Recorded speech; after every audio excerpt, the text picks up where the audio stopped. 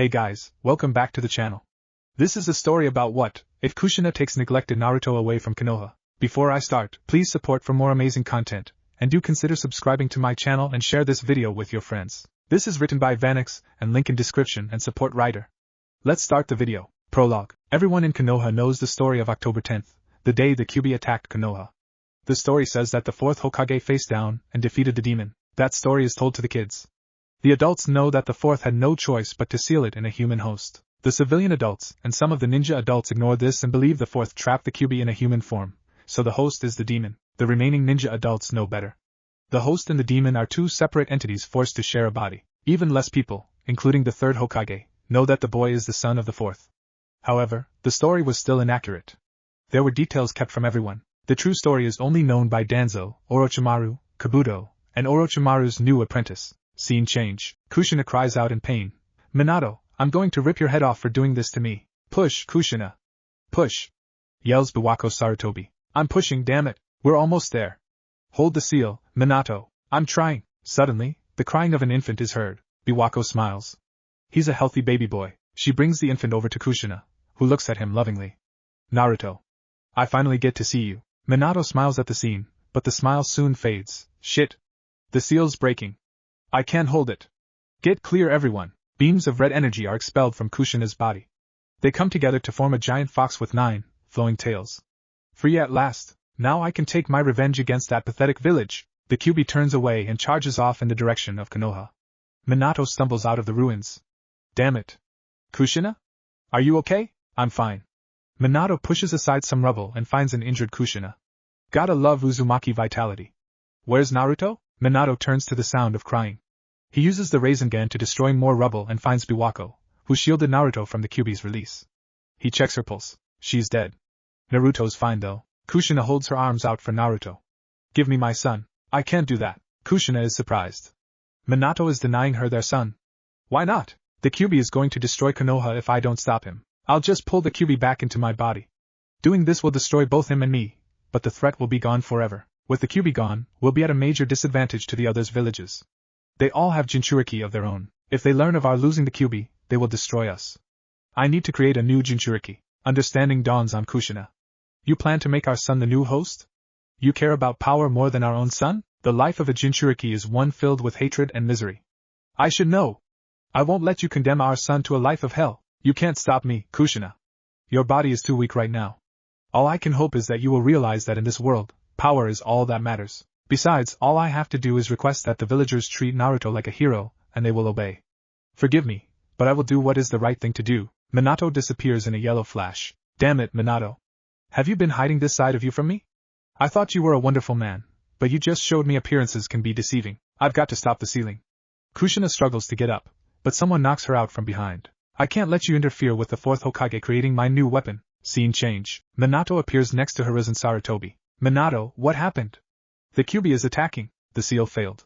Biwako is dead and Kushina is injured. Get a medical team to her. As for the Kyuubi, I'm going to seal it inside Naruto. The result will include my death. Until Konoha can find a 5th Hokage, I ask you to retake the seat. Of course, Minato. I have one final request.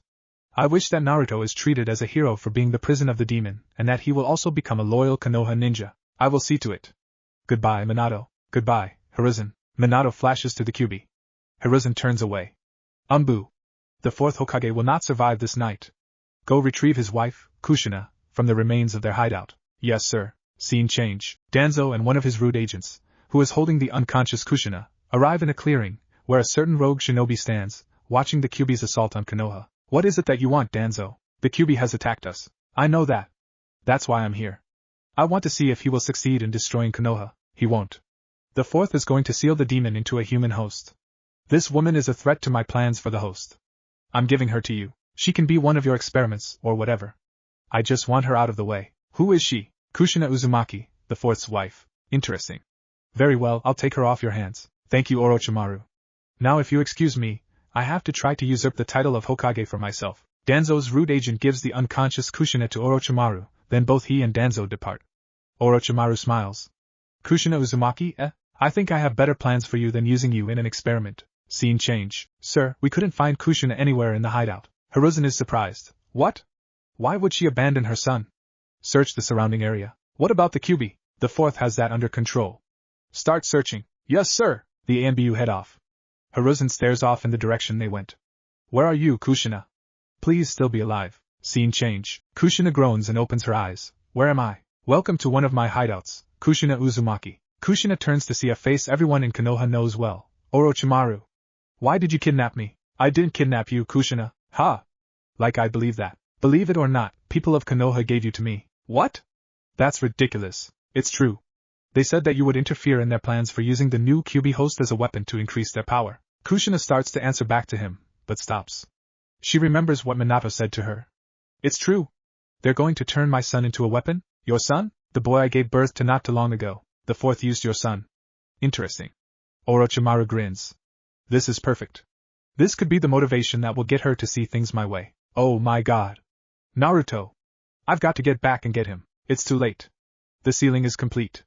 Besides, they won't let you back in Konoha. Why not? You're a threat to their plans. They would sooner destroy you. But my son, don't worry. I have a spy in Konoha. He will keep an eye on Naruto. What are you going to do with me?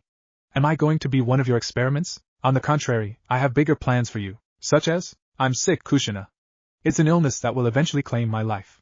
There is no cure. What does that have to do with me? I've been trying to find a way to escape my sickness, but all my attempts have failed. I want to pass on my knowledge to someone. I want a successor. Me? Yes, you, Kushina. You have great potential. Kushina is skeptical. Why not your former apprentice, Sanko? She could have been your successor, but you abandoned her. Actually, I didn't abandon her. She left willingly. Then why did you erase her memories? Orochimaru shrugs. To see if she would develop enough hatred to use her curse mark. Suffice it to say, she hasn't. Why should I take your offer? I plan on building a new village. A village for people with great and unique potential. When I die, you will become their new leader. You'll have access to all my resources and research materials. Also, I will teach you all my abilities and techniques. Kushina is hesitant. I don't know. Consider this as well. You'll have the resources and power you need to get your son back. Kushina is silent. I'll give you time to think about my offer. I hope you make the right decision. Orochimaru leaves the room. Kushina just sits there thinking. Chapter 1. 12 years later, Naruto sighs to himself. Yesterday, he and his so-called team defeated Zabuza and his apprentice, Haku, on Tazuna's half-finished bridge. Nami no Kuni now considers him a hero, despite Kakashi and Sakura's attempts at making everyone believe that Sasuke defeated both ninja. He shakes his head. I'll never understand why all of Konoha thinks Sasuke is a god, especially those two. It was true, he was praised for every little thing he did. He had the biggest group of fangirls, as well as fanboys. That thought made Naruto shudder. Personally, I think he's gay. I mean, I've seen him running from his fangirls, but never from his fanboys. He shudders again as he stands up. He heads downstairs and ignores the glares he receives from Kakashi and Sakura. Good morning, Naruto. How are you this morning? I'm doing fine, Tsunami. Thanks for asking. Anyway, I'm heading out. Where are you going, Naruto? Naruto glares at Kakashi. He easily hears Kakashi's hateful tone. He knows that Kakashi thinks he is the QB, just like the rest of Konoha. Sakura just follows the crowd, even though she doesn't know about the QB. I'm going to take a walk around town and get some fresh air. That's not a problem, is it? Kakashi settles with glaring at Naruto. That's what I thought. Tsunami sighs as she watches Naruto leave. She may be a civilian, but even she could tell that Naruto's teammates hate him, and he hates them back. She could also tell that while Naruto may seem to be a normally happy guy, he is far from happy. She only wishes that she knew why. She remembers when she first saw the signs of Naruto's suffering. You don't know what it's like to suffer. Tsunami resisted the urge to smack her forehead. Inari just had to open his big mouth, didn't he? She thought to herself. She waited for the ninja to lecture him or shout back at him, but she didn't expect what actually happened. Laughter. The laughter was coming from Naruto. That's a good one. I don't know what it's like to suffer. That's really funny. It's not funny. It's the truth. Naruto opened his eyes and looked at Inari. Inari stepped back in fear and both Tazuna and Tsunami was shocked. Naruto's eyes looked dead. They were the eyes of someone who had been through hell. The other three ninja didn't notice his eyes. Trust me, kid. There are people who have suffered far more than you have. Yeah. Sasuke-kun's family was killed. Naruto rolled his eyes. Taking into account what Sakura just said, I'll rephrase myself. Trust me, kid. There are people who have suffered far more than Sasuke has. Don't make up stuff, Naruto baka. No one has suffered more than poor Sasuke-kun. Naruto shook his head. Whatever you say, Sakura. But the family of three could tell he was telling the truth. Tsunami sighs again. I wish I could do something to help him. Scene change. Naruto is glad to be able to walk in the streets without people glaring at him, or trying to hurt, or kill him. It's a good thing that Sasuke got injured during the fight, or we would probably have gone back by now. I want to avoid going back to that hellhole as long as possible. At least you have me to talk to. You're not one to have a conversation with, QB. One of these days you'll realize that in this world, power is all that matters and you'll be begging me to let you use my power. I told you before that I don't care about your damn power. You know, you remind me of my previous host. She was just as against using my power as you are. This is a surprise to Naruto. The QB never spoke of previous hosts. Then again, he never had a real conversation with the QB before. Previous host? Yes, her name was Kushina. She was a fiery woman. She was someone you never wanted to piss off. Trust me on that. Naruto shivers at the thought. Now that I think about it, you two were very similar. If I didn't know any better I would swear she was the QB comes to a realization. QB, what's wrong? What was your last name? It's Uzumaki. Why do you ask? The QB hesitates before coming to a decision. Never mind. It doesn't matter anyway. Okay. Naruto continues his walk. She would have to be dead, anyway. I did break out of her body after all. No former host of any of the tailed beasts has ever survived the separation process. As Naruto continues his walk, he fails to notice a cloaked woman, sitting at a table and staring at him. He really grown up. He's got my face, but his bastard of a father's eyes and hair. Though I'm sure we can fix that later. But he has gotten really handsome. The woman smiles as she stands up. Her dark blue eyes, partially obscured by red hair, turn yellow and become serpent-like. Soon, Naruto. Soon we will be together again, and no one will take you away from me ever again. The woman takes one last look at Naruto, before she turns away and walks off. Chapter 2. 2 weeks later, the third Hokage is sitting in his office, going over the chunin exam applicants. Let's see here. Team 7 to 11 are all participating. Mentioning Team 7 in his thoughts has him take a moment to think about one ninja in particular. Naruto, it's amazing how far you've come. Despite this village's treatment of you, you've become strong. I can't help but wonder what would have happened if Kushina had survived. What would have happened if you had a mother in your life, Naruto? He glances over to a picture of Minato, on the wall. You would be ashamed of how they treated your son. He turns his attention back to the applicants. Let's see. We have 1 team from IWA, 2 from Kumo, 3 from Kusa, 1 from Suna, and 1 from this new mystery village, Oto. I can't help but feel that something is off about Oto. I would have thought that Orochimaru was behind this village's appearance, but all the reports state that the Otokage is female. I'll have to keep an eye on the team from Oto. As he sits back in his chair, he can't help but have one final thought. Something tells me this is going to be one exam that no one will ever forget. Scene change. Naruto sits down on a bench, exhausted. Since Kakashi focuses on Sasuke and Sakura, he trains off by himself. Damn that, Kakashi! He purposely excludes me from training cause he doesn't want me to get strong. After all, we can't have the demon boy becoming too powerful. He sighs to himself as he drinks from the bottle of water in his hand. Mind if I join you? Naruto looks up to see a mystery woman looking at him. Not at all. The woman sits down next to him. You look like something's on your mind, Naruto. He looks at her in surprise. How did you know my name, miss? Oh sorry, I'm the sensei of the team from Oto. Never heard of it. Well, it was recently formed. As for how I knew your name, well, everyone in Oto knows about you. This surprises Naruto. How is that possible? We've always had an eye on you. Yes, we know about the you-know-what, but we don't care about that. 1. How do you know about him? 2. If it's not about him, then why is Oto so interested in me? Well, all the major villages have their own Jinchuriki. All it takes is a little digging around to get the names. As for your second question, Oto is a village for people with unique and great potential. We see that potential in you, Naruto. We want to help you explore it. Hell, you caught the attention of the Otokage herself. How did I do that? She smiles at him strangely. You'll learn how soon enough. So, let me get all of this straight. The Otokage wants me to join her village, right? Pretty much. No offense, but I'm already a ninja of Konoha. Doesn't Konoha treat you like shit? Well, yes, but then why do you remain loyal to a village that doesn't want you? Naruto starts to answer, but stops. Let me tell you another secret. As far as you know, no one in this village knows who your parents are, right? Right. It's a lie. What? The Hokage and a few others know who your parents are. They've taken every step to make sure that you never know. Naruto sits back, shocked. Why? The truth is some people in this village want to use you as a weapon. Think about it. Jinchuriki can harness the power of their tailed beast. With that power, they can destroy their village's enemies. They want to turn you into their little, loyal puppet. How do I know you're not trying to do the same thing? Well, the Otokage was a former Jinchuriki, and she swore that she would never treat a Jinchuriki like a weapon. This gets a reaction out of not only Naruto, but the QB. Naruto, I need you to ask her how that's possible, because as far as I know, no host has ever survived the separation. Naruto relays the question. Well, she comes from a special clan. This clan was gifted with an extraordinary amount of vitality. Enough vitality to survive the extraction process. Naruto and the QB both ponder. Anyway, I have to go, Naruto. But before I go, I'll tell you one final secret. She leans over to whisper in his ear. On the Odokage, Naruto stares at her wide-eyed. I'll see you around, Naruto. Think about my offer. A place where you can be yourself, without prejudice. One thing, though. I will be testing you during the exams, testing to see how powerful you've become. Goodbye, Naruto. I hope we meet again. The Odokage walks away, leaving Naruto to think about everything he just learned. I have to admit, there's something familiar about her. Be careful of her, Naruto. You think you've crossed paths with her before? Maybe. I'm not sure. I'll have to think on it. In the meantime, be careful. I will. But I do know this. She wasn't lying about the things she said. A trick I picked up on the streets is how to tell when a person is lying or not. She was telling the truth the entire time. Scene change. After leaving Naruto, Kushina turns a corner into an alleyway. She senses someone walking up to her. Well, Kabuto? Everything is ready, Kushina-sama. Excellent. How was your reunion with Naruto? She sighs. I haven't told him who I really am yet. It's hard.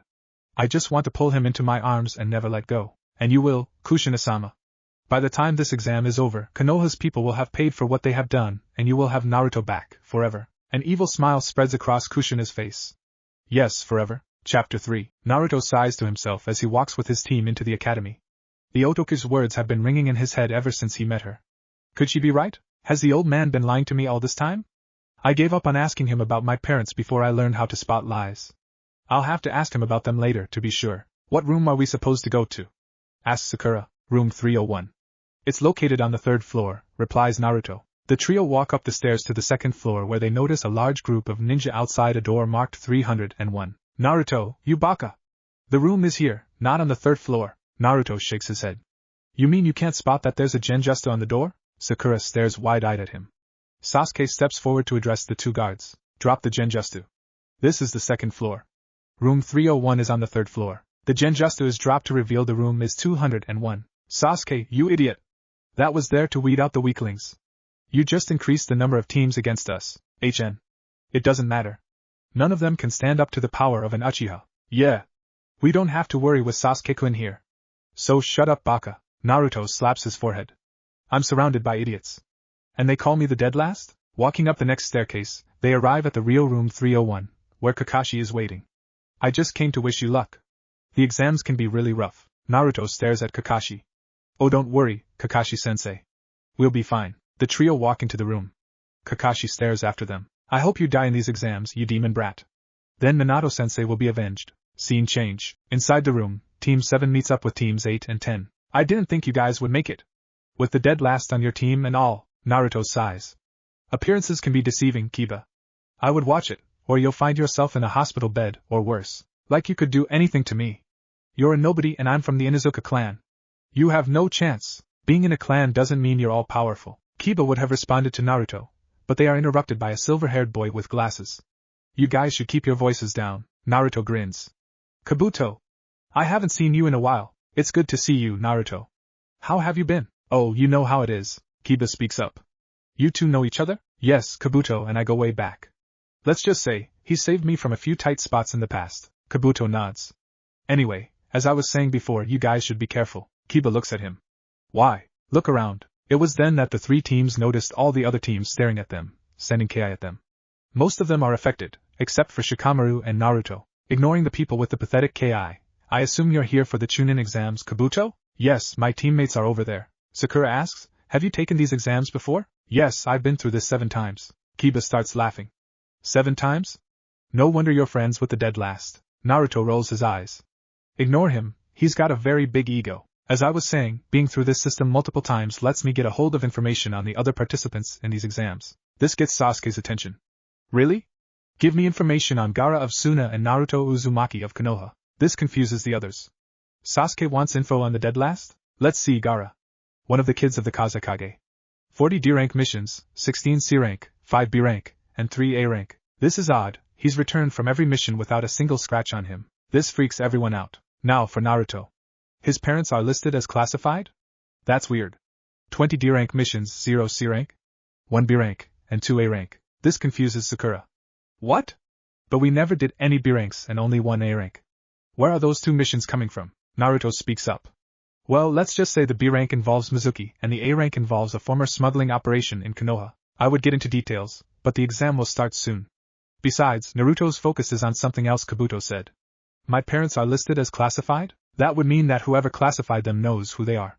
Could the Otokage have been right? Are you Naruto Uzumaki? Naruto looks up to see that another team has approached him.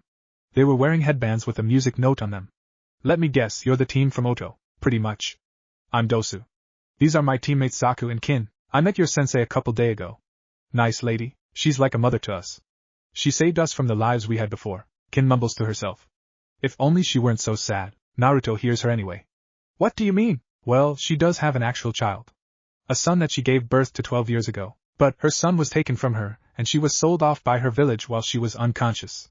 She swore that one day she would reunite with her son. Sakura and Ino both have tears in their eyes. That is so sad. What kind of people who separate a mother from her child? Naruto answers the question. People who deserve to die. This surprises the Konoha teams, seeing a darker side of Naruto. Being an orphan, if there's one thing I hate, it's when children are forcibly separated from their families. I would never wish the life of an orphan on anyone, for it's a horrible life. Trust me on that. The others stare in awe at Naruto, but the mood is killed when the proctors arrive. All right, maggots. Take your seats and shut up. I am Ibiki Marino, your first proctor. Everyone quickly scrambles into their seats. Here's how this exam will work. You have a paper in front of you with 9 questions. You will answer these questions. You will start with 10 points. Every time you are caught cheating, you will lose 2 points. So, if you're caught 5 times, you and your team are out. Also, no attacking any other exam participants. If you do, you and your team will automatically fail. You'll have an hour to answer the questions. Ready? Begin. Naruto takes a look at the questions. Okay, there's no way any genin would be able to answer these questions on their own. Obviously, we have to cheat without getting caught. He looks around the room. Let's see, something is off about the guy in front of me. Wait a minute, I've seen him around before. He's a chunin already, must be a plant for people to cheat off of. Now, how am I going to cheat? I've got it. Naruto secretly summons a shadow clone, that immediately transforms into a fly. The fly lands on the desk of the chunin, and studies his answers. Upon dispelling, Naruto copies down the answers and pulls out a deck of cards. Ibiki notices Naruto. Genin Uzumaki.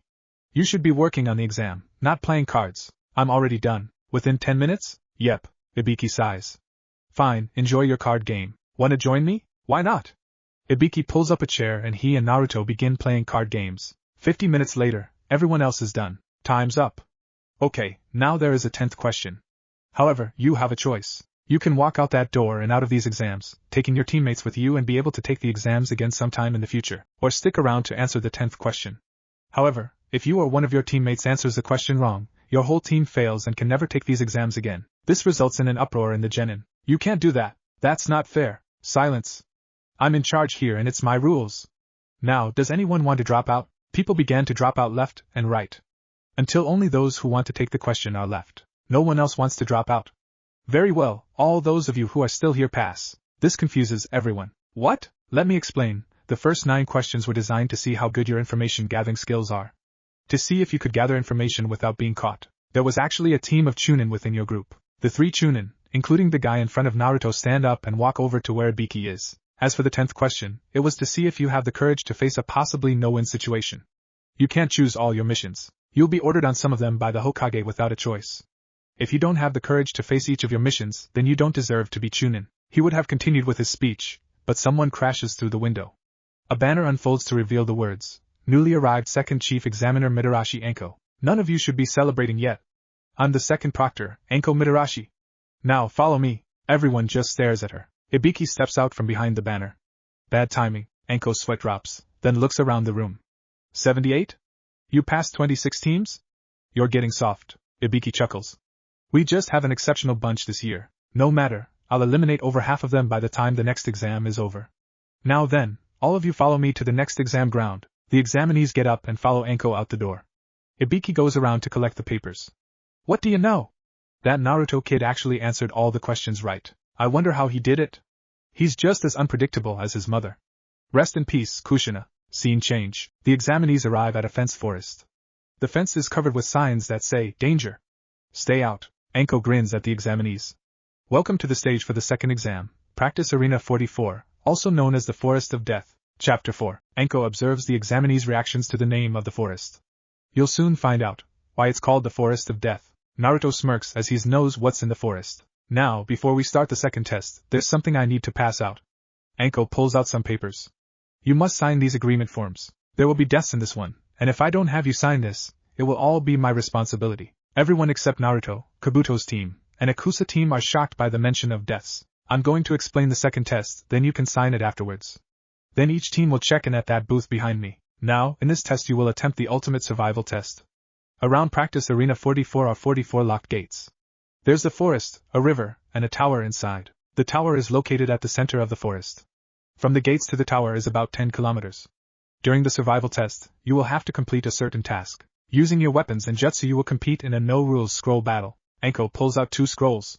You will fight over these 2 scrolls, the heaven and earth. There are 78 people here, meaning 26 teams. So 13 teams will get a heaven scroll, and the other 13 will get an earth scroll. To pass this test, you must make it to the tower with both scrolls, Naruto thinks to himself. No matter what, at least half the teams will fail. But then again, considering the things in that forest, I would be surprised if there are actually 13 teams left at the end of this test. However, there is a time limit. This test will last 120 hours. Exactly 5 days. Ino and Choji are both shocked. 5 days? What about food? You're on your own. The forest is full of food. Just watch out for man-eating beasts, poisonous insects, and poisonous plants. 13 teams passing is not likely. As the days go on, the distance to the goal will become farther, and the time to rest will become shorter. The area is crawling with enemies, so you won't get much sleep. So, not only will some fail by losing the scroll, but some will die from the harshness of the course. Now then, the things that will disqualify you are as follows. If you don't make it to the tower with both scrolls in the time limit, if a teammate is killed, and you must not look inside either scroll until you're inside the tower.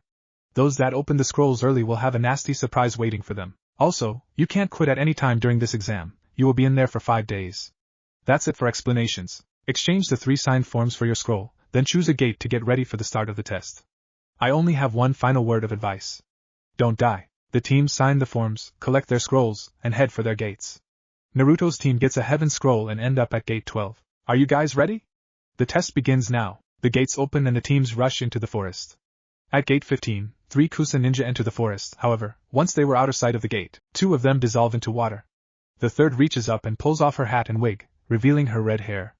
Now, where are you, Naruto? Scene change. Naruto sighs as he realizes that the AIM ninjas have the same scroll as they did.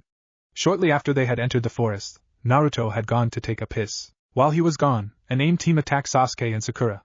Thankfully, Naruto returned to help defeat the enemies. Well, we have to keep searching. Let's go. Why should we listen to you, Dobe? Simple. 1. I've been in this forest before and know it like the back of my hand. 2. Unlike you, all my plans actually work in the end, so shut up and follow me. Don't talk to Sasuke-kun like that. He is the greatest ninja ever and you are just a loser. The 3 start arguing back and forth with each other over whether Naruto or Sasuke should be in charge, when a huge gust of wind hits the group. All 3 are sent flying. Sakura and Sasuke both slam into trees. Sakura is knocked unconscious. Naruto grabs onto another tree and holds on until the wind dies down. Sasuke, Sakura. Are you guys okay? I'm fine, Dobe. Sakura is out cold. That wind was a jutsu. Who's out there? Show yourself. A woman's laughter fills the area they are in. I told you I would be testing you, Naruto. Let's see how strong you are. Naruto's eyes widen. You. Out of the trees steps the Otokage. Sasuke looks at Naruto. You know her, Dobe? Stay out of this, Sasuke. This is between her and me. Don't tell me what to do. I am an Uchiha. Kushina raises an eyebrow. Huh, I thought I knocked out both of them. Well, I guess I need to get rid of this stubborn fool. Sasuke glares at the Otokage. Like you could do anything to me. I am Sasuke Uchiha. You have no chance against me. Don't provoke her. You have no idea who you're dealing with. Back off, Dobe. No one can stand up to the power of an Uchiha. The Otokage starts laughing at Sasuke's words. Tell me, Uchiha. If your clan is so powerful, then why are they all dead? Sasuke activates his Sharingan. Shut up, wench. You should feel honored to face me. The Otokage looks at Naruto. Shall we? All 3 move at once. Scene change. Gaara feels a chakra spike that has him shivering. It's her. Mother is afraid of her. Temari and Kankuro shiver as well, knowing who he is talking about. Scene change. Anko is sitting outside of the forest, munching on dango, when she feels the chakra spike. This chakra is so foul. Could it be? She jumps into the forest and heads in the direction of the spike. Why are you here, Orochimaru? Scene change. Sasuke is overwhelmed by the black chakra emanating from the mystery woman. This power, it's incredible. This woman would sire powerful children. She's perfect to be an Uchiha bride. I must make her mine. While he is thinking about thoughts that will never happen, Naruto and the Otokage continue trading blows with each other. Man, she's powerful. It's what I would expect from a Kage. He's doing better than I expected, considering how much help he had from this disgusting village. In fact, I'd say he's definitely ready for chunin. I'm so proud of him. The two separate and stand facing each other. You're strong, Naruto. I'm looking forward to you joining me. That's if I join. You have no guarantee. I suppose that's true. You said the identity of my parents was being kept from me. Does that also mean that you know who they are? Trust me, there's no way I wouldn't know. Then please, tell me who they are. The Otokage opens her mouth to answer, but stops and closes her mouth again. Tell you what. It's predicted that this year, too many teams will pass the second exam, so there will be a preliminary round before the third exam. If you can pass the preliminary, I will tell you why I'm so interested in you, as well as who your parents are. But you must not tell anyone about this. Deal. Now come at me. The two resume fighting. At this point, Sasuke gets his head out of the clouds. Why is she fighting him? He's nothing but a dead last. She should be focused on me, Sasuke Uchiha. And if I have anything to say about it, her future husband. I won't let the dogs show me up. I'll kill him. Sasuke does some hand signs. Fire release. Great fireball technique. The two notice the fireball and manage to jump out of the way in time. Damn it. Sasuke was trying to kill me with that. From what I've heard, Sasuke is obsessed with killing Itachi for killing the entire Uchiha clan. Before, I would have helped him as Mikoto was my best friend, but she didn't do anything to help my son either, so I say good riddance, she's dead. I will have to have a chat with Itachi though. One final lesson from his old teacher. In the meantime, what should I do about little Sasuke? Well, I could always finish the job for Itachi. I know. I'll show him just how dangerous it is to constantly crave for power. After all, you know what they say. Be careful what you wish for, you just might get it. She moves quickly positioning herself behind Sasuke.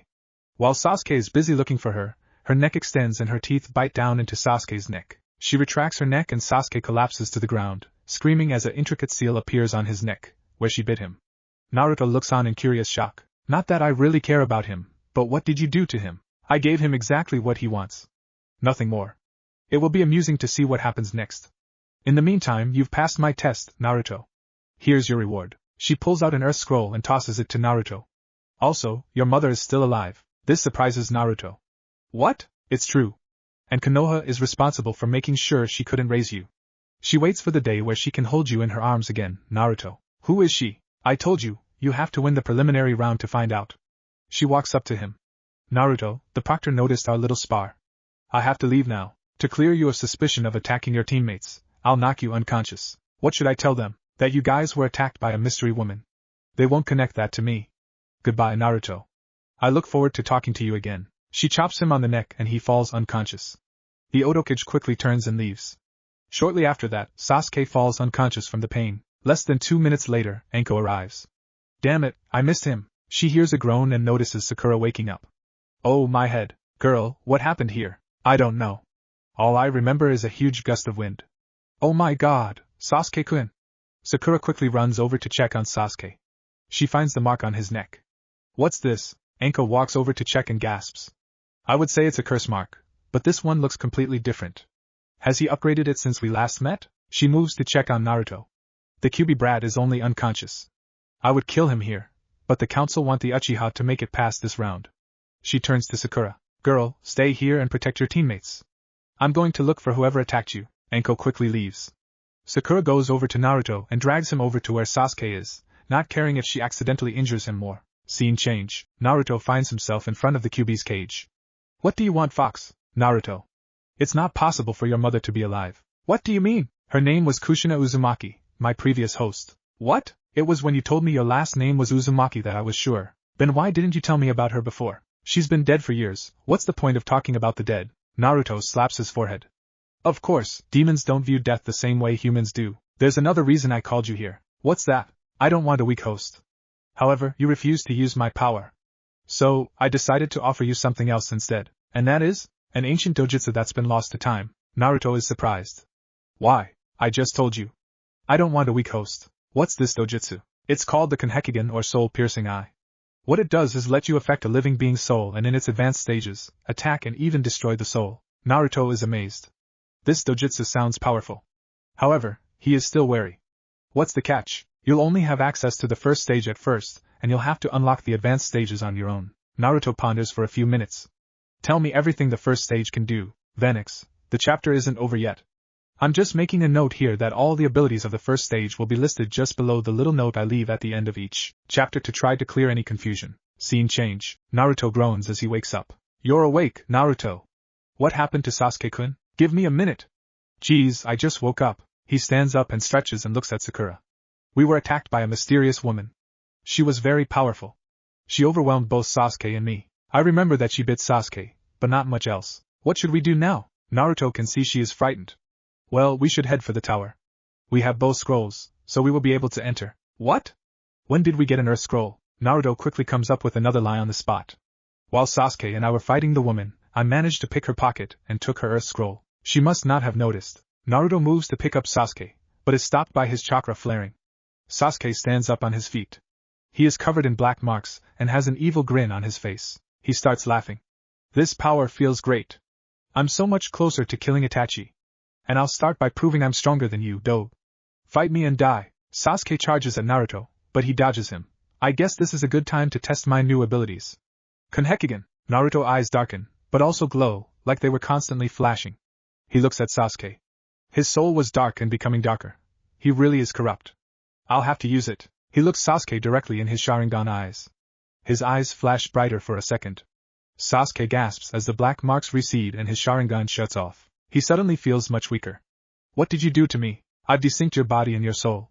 I won't tell you everything it does, but I will tell you that you've been cut off from your chakra. Damn you! Sasuke charges at Naruto again, but Naruto easily steps out of the way and chops Sasuke on the neck. He falls unconscious. Naruto picks up the unconscious Sasuke. Let's go, Sakura. I want to get to the tower as soon as possible. What did you do to Sasuke-kun? He's just taking a nap. He'll be fine in a couple of hours. Now come on. The two head for the tower. Scene change. A few hours later, they arrive at the tower. Naruto sets Sasuke on the floor. Okay, let's open the scrolls. Naruto opens the Earth scroll, while Sakura opens the Heaven scroll. The scrolls start smoking and Naruto's eyes widen. It's a summoning. Get rid of them. The two toss the scrolls, which unravel on the floor and cross over each other. There is a puff of smoke where the two scrolls intersect. The smoke clears to reveal none other than Irika Yumino. Hey, congrats on making it early. What happened to Sasuke? Naruto sighs that we were attacked in the forest. How long were we in there? Only 1 day. The test still has 4 days before it ends, so take the time to rest and prepare. Irika-sensei. Sasuke-kun has a weird mark on his neck. Irika frowns and checks the mark. I'll have someone look at it. In the meantime, you two should rest. Naruto nods. Thanks, I know I will. Scene change. Anything else to report, Anko? Anko is standing in front of the third Hokage. No, sir. I couldn't track him. The third Hokage ponders. So, Orochimaru has returned and given Sasuke a new curse mark. He's always had a desire to learn all the jutsu in the world, and the Sharingan would be the perfect tool for him to obtain the goal. Should we cancel the exams? No. If we cancel the exams, he'll know we're onto him. We'll proceed with the exams and wait for his next move. In the meantime, return to your post, Anko. Yes, sir. Anko leaves. What will you do next, Orochimaru? I know you're connected somehow to Otogekure, and I will figure it out and stop you. It's my duty to stop you, my former student. He turns his chair to look out the window. All I can do now is wait, Vanex, and that's it for now. Before any of you ask why Kushina gave Sasuke a curse mark, it's not the same mark Orochimaru used. It has unique properties. I'll say this now, Team 7, except for Naruto, will die during the fall of Konoha. I have their deaths planned out, and the new mark will be connected to both Sasuke and Sakura's deaths. However, I can't wait until I kill Kakashi. I have the perfect death for him. Trust me on that. It's brilliant. Well, see you all next time. Konhekigen aka soul-piercing eye. First stage, he will be able to see the souls of living beings.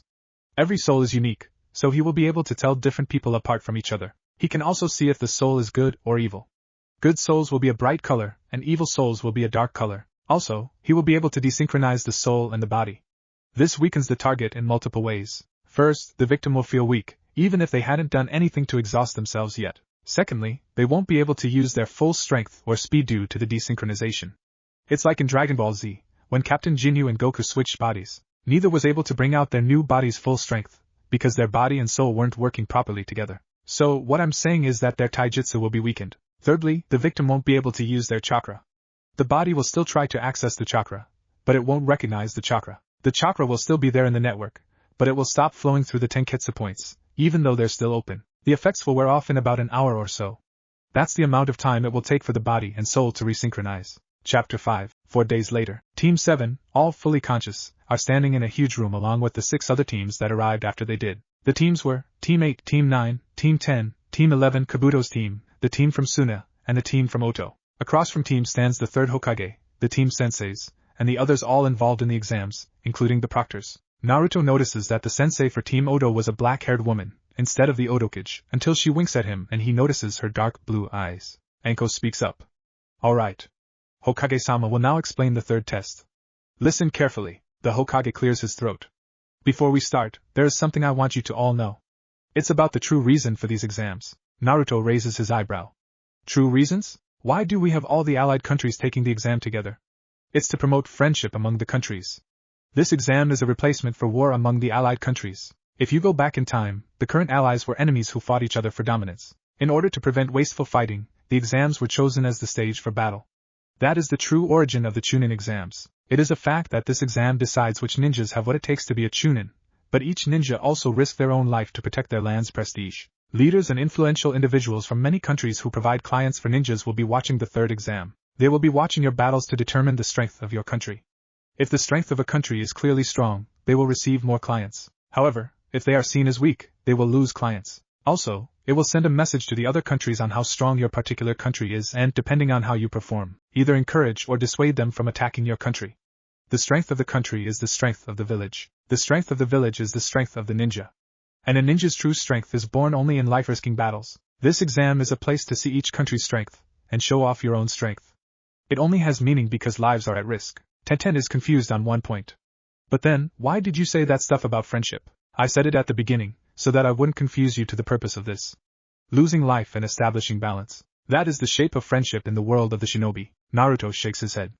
If that is true, then we have one fucked up world. The Hokage continues. Before we begin the third exam, I will tell you one more thing. This is not just an exam, this is a life-risking battle, with your country's prestige on the line. Now I'd like to explain the third exam, but, he is interrupted by a sickly-looking man.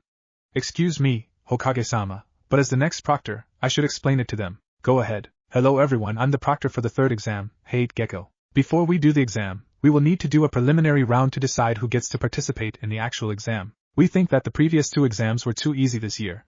We have too many people remaining.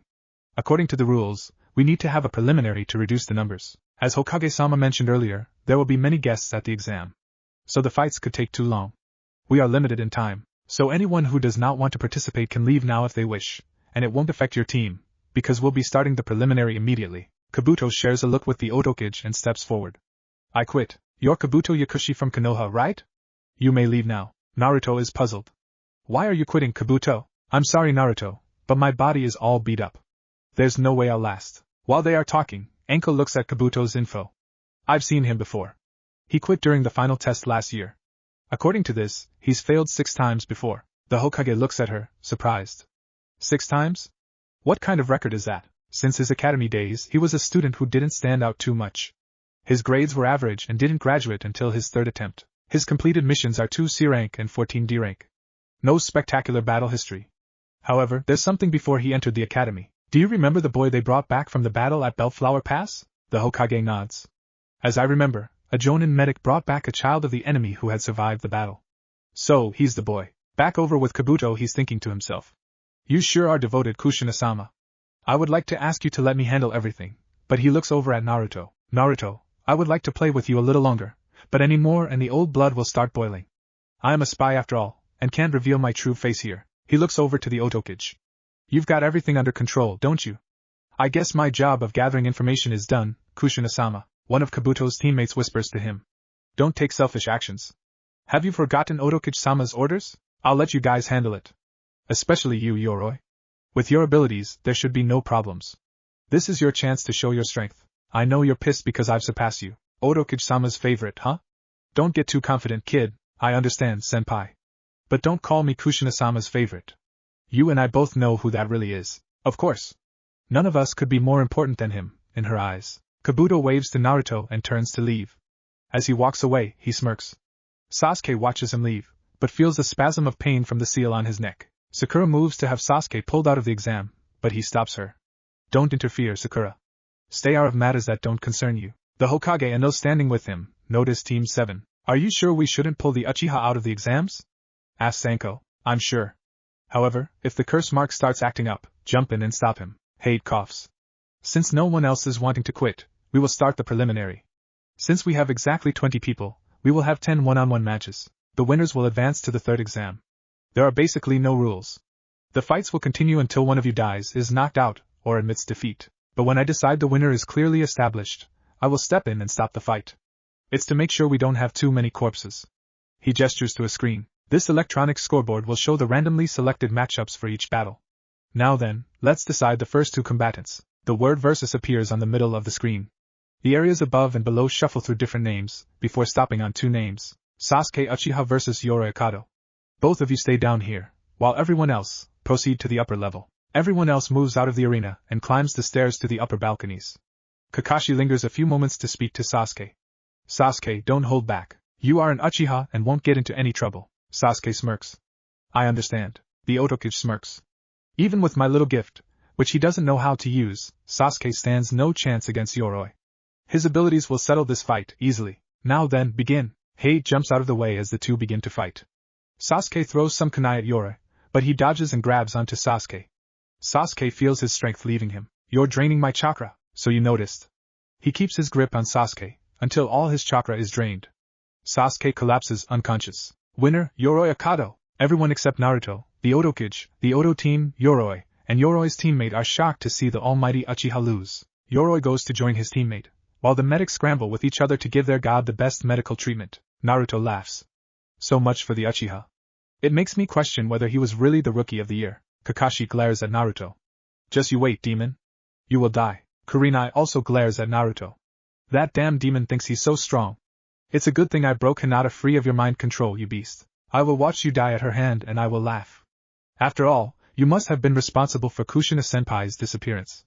Justice will be served. She feels a ki directed at her and turns to see the sensei of the Oto team giving her the same glare she was giving to Naruto. Why is she glaring at me like that? Kurinai, I was your babysitter. I was like a second mother to you. You've let your anger at my disappearance blind you to the truth. You've disappointed me. I have no choice but to kill you as well. Hate draws everyone's attention back to him. Zakuabumi vs Shino Aburame. Will the two of you come down? The two proceed down to the arena. A few minutes later, Zaku defeats Shino, with his extreme decapitating airwaves, killing all of Shino's insects, and sending Shino into the wall. In the next match, Kankuro defeats Masumi Tsurugi, Kabuto's other teammate, by switching places with his puppet. After that, Sakura and Ino face off and the fight ends in a draw. Then Temari and Tenten fight with Temari not just winning, but ultimately humiliating Tenten. The sixth match features Shikamaru and Kintsuchi. Surprisingly, Kin defeats Shikamaru. She uses a genjutsu that allows her to strike Shikamaru with some poison summon. The poison quickly spreads and Shikamaru falls unconscious. Naruto Uzumaki vs Kiba Inuzuka. Will the two of you come down? Yahoo, Akamaru. We get the dead last. This will be easy. All of the Konoha shinobi, excluding the genin, the Hokage, and Hate, smirk. Kiba will defeat the demon and end the threat to us once and for all. Naruto jumps onto the top of the railing and simply walks off it. Everyone except the Otokage are shocked to see him land on his feet with no injuries being sustained from the fall. Well, Kiba, I would like to get this fight done and over with, so get your ass down here. Kiba jumps. He then runs to the stairs and runs down them to join Naruto and Hate. You might as well surrender, dead last. I told you before you have no chance, and I told you before that being in a clan doesn't mean you're all powerful. I also said that appearances can be deceiving. Why don't I show you what I mean? The Otokage watches Naruto and Kiba. So that's Sam's kid, huh? He's nothing but talk. Sam didn't do much to help my son either. They will have to pay the price. I'm a little bit sad that I have to kill my old student Hana, as well, but that's the price you pay for your ignorance. Now then, show the foolish mud your power, Naruto-kun. Now begin. Hate jumps away while Kiba quickly uses one of his clan moves. Passing Fong.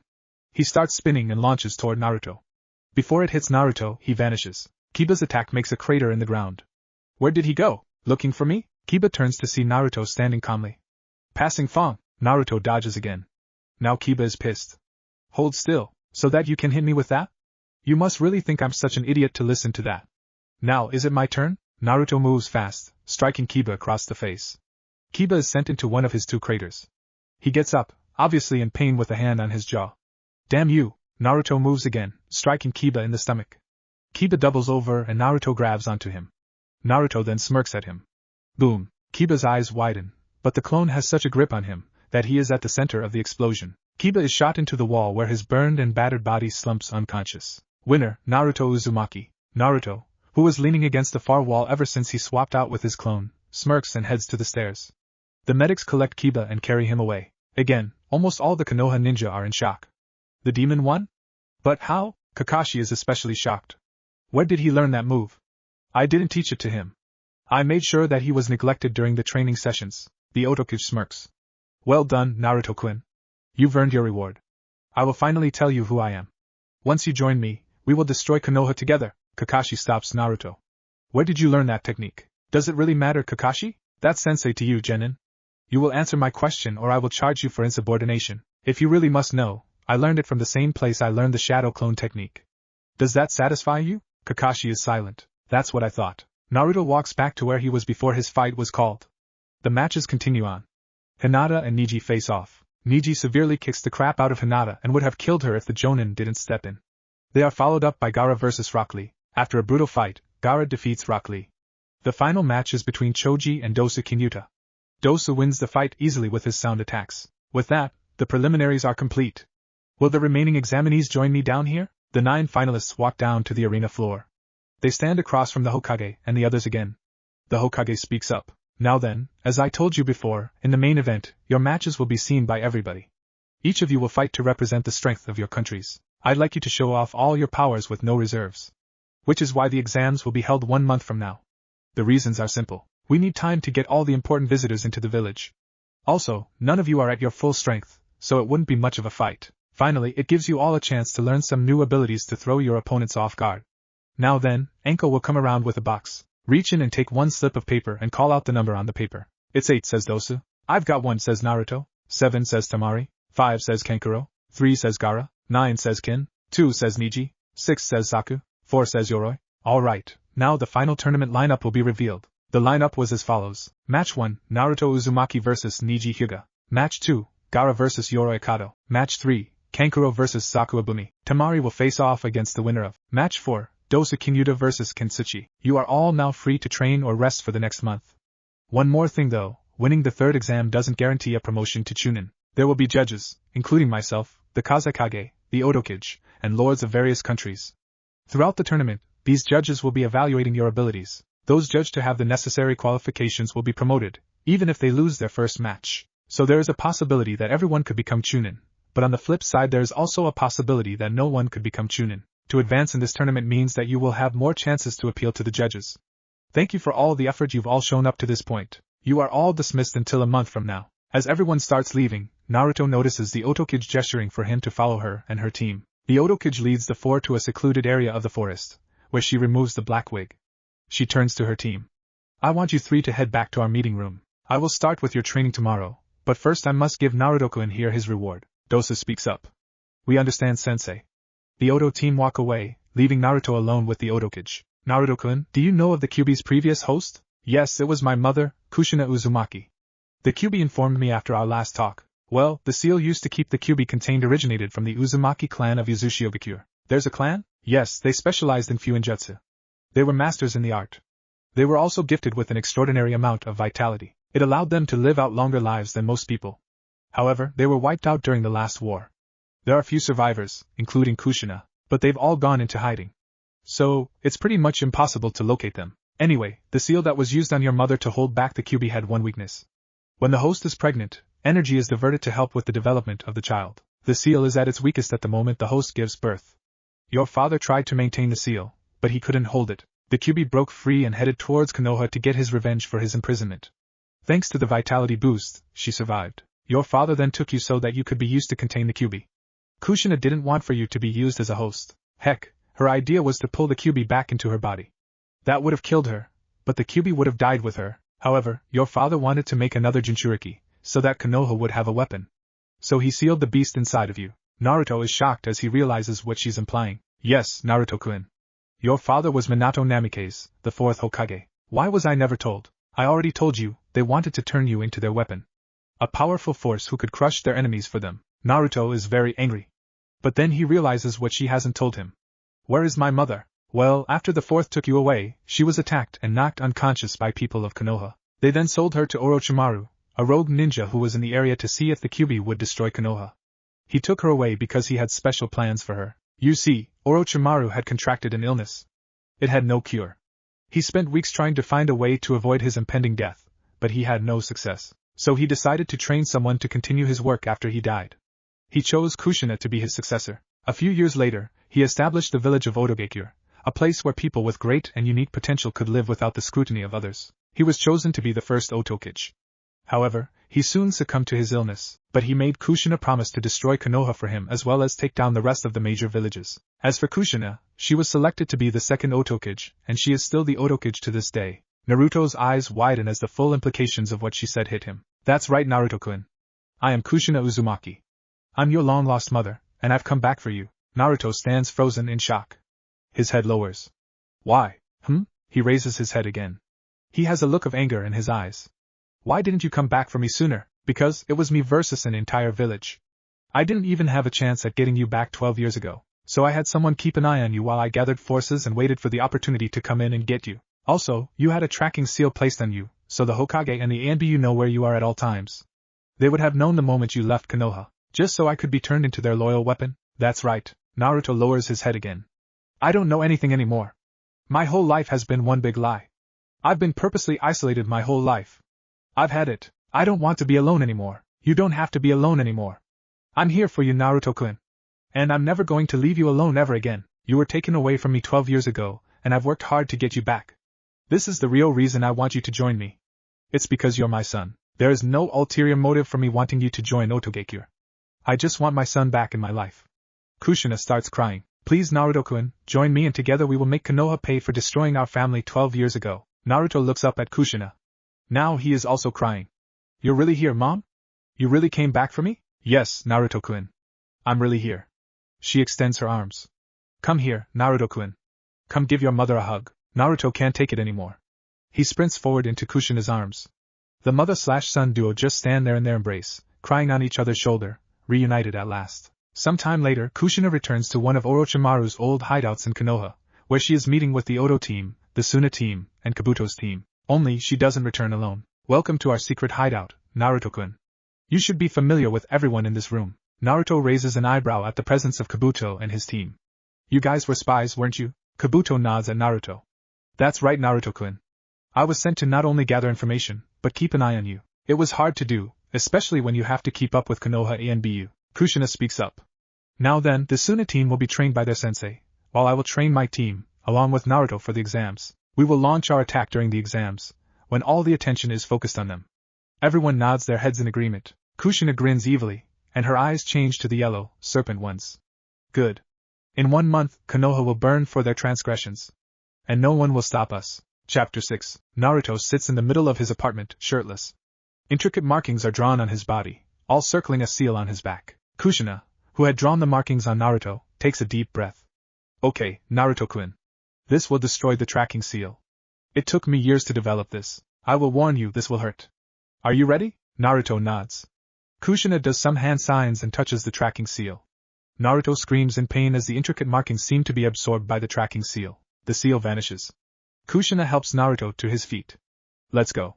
They will have noticed the disappearance of the tracking seal. Naruto takes only enough time to slip his shirt and jacket back on before they leave. Scene change. The Hokage is sitting in his office, doing paperwork, when he suddenly looks up.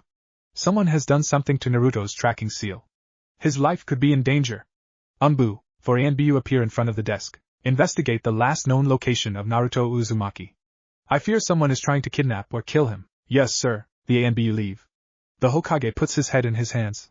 Please be alright, Naruto. Man, I'm getting too old for all this stress. Scene change. The Uzumaki duo arrive back at the hideout.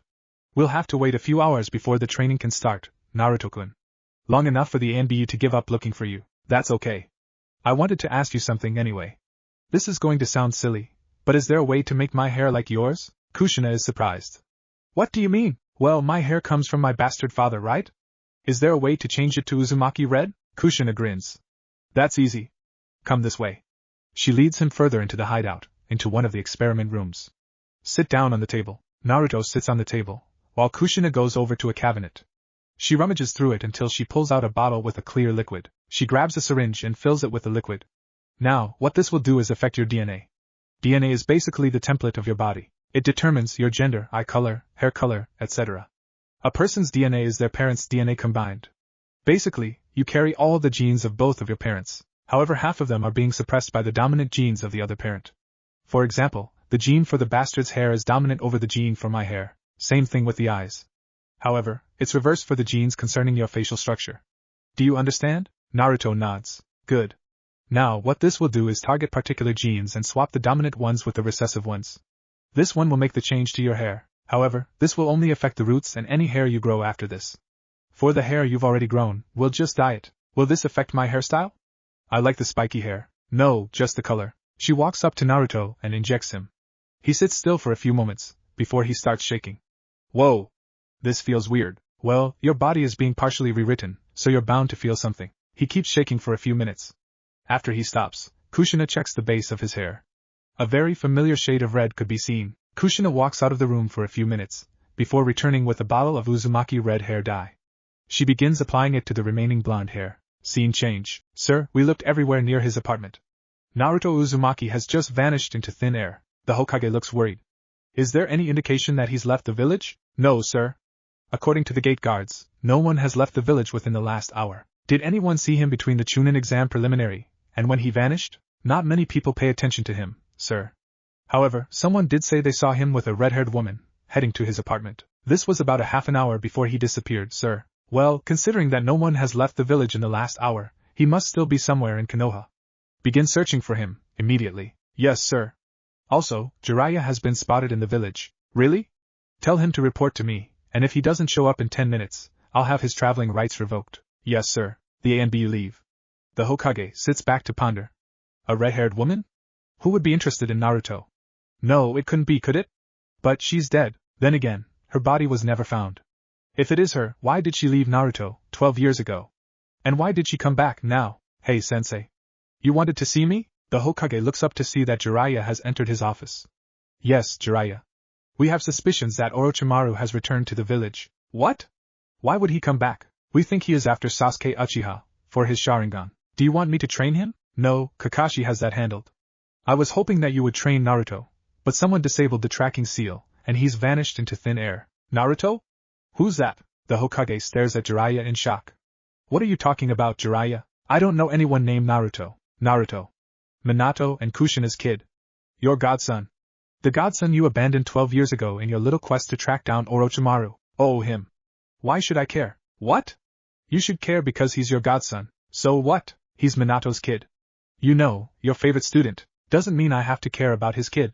All that matters to me are Tsunade's boobs, my research, and my secret wish that Orochimaru was a woman. Wait, what? Nothing.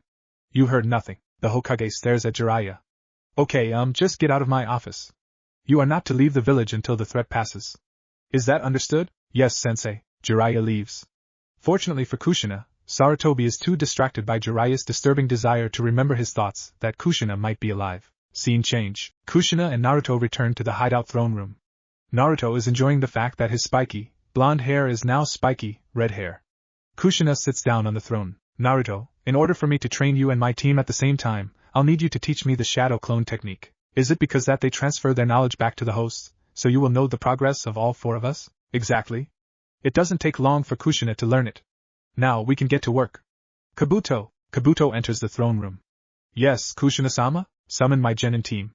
Training can finally begin. Kabuto leaves to perform his task. Kushina gestures for Naruto to come to her. He walks over to her and sits on her lap while her arms wrap around him, not wanting to let go. Scene change. Sir, we have searched the entire village. There is absolutely no sign of Naruto Uzumaki. I was afraid you were going to say that. Are you absolutely sure Naruto couldn't have left the village? 100% certain, sir. Very well, you're dismissed. The ANBU leave. The Hokage sighs. This is just great. Naruto has vanished. Minato would be pissed at me. Well, all I can do is hope he turns up for the chunin exam finals. The sooner he can become Hokage and free me from this job, the better. He spins his chair to face the window.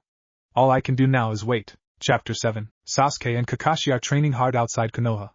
Training, so that Sasuke can defeat both Itachi and Naruto. Sasuke was just taking a break away from Kakashi, when he hears a noise. Who's there? Show yourself. Out from behind a tree, steps Kushina. You're that woman from the second exam. Good. I wanted to talk to you anyway. Kushina raises her eyebrow. What would you want to talk to me about? As the last Uchiha, it is my duty to restore my clan, once I destroy Itachi. I'll need a powerful woman at my side. I have chosen you to be given the great honor of being the new matriarch of the Uchiha clan and for you to be my wife. Kushina stares wide-eyed at Sasuke for a few seconds before she bursts out laughing. Are you serious? Of course, I'm serious. Uchiha don't joke about these matters. Kushina's immediate response is to reject him, but then comes up with an idea. Tell you what. I actually came out here to help you in a different matter. You want to learn how to tap in that curse seal's power, don't you? Yes. I would do anything to use that power again. Kushina grins. She has Sasuke, right where she wants him. Good. Before I become your wife, I want you to master the seal. Of course, you don't know how to use it. I'll show you how to use the seal, but you will have to prove that you will do anything to gain the power. What do you want me to do? Sometime later, Sasuke returns to where he left Kakashi. Kakashi looks over at him. Yes, Sasuke? Kakashi, I need to return to Konoha. I forgot about the Uchiha scrolls on the Sharingan and their fire techniques. Very well, Sasuke. Kushina watches the two leave, before she disappears in a puff of smoke. Scene change. Kushina is sparring with Naruto, when she pauses. This allows Naruto to land a blow on her.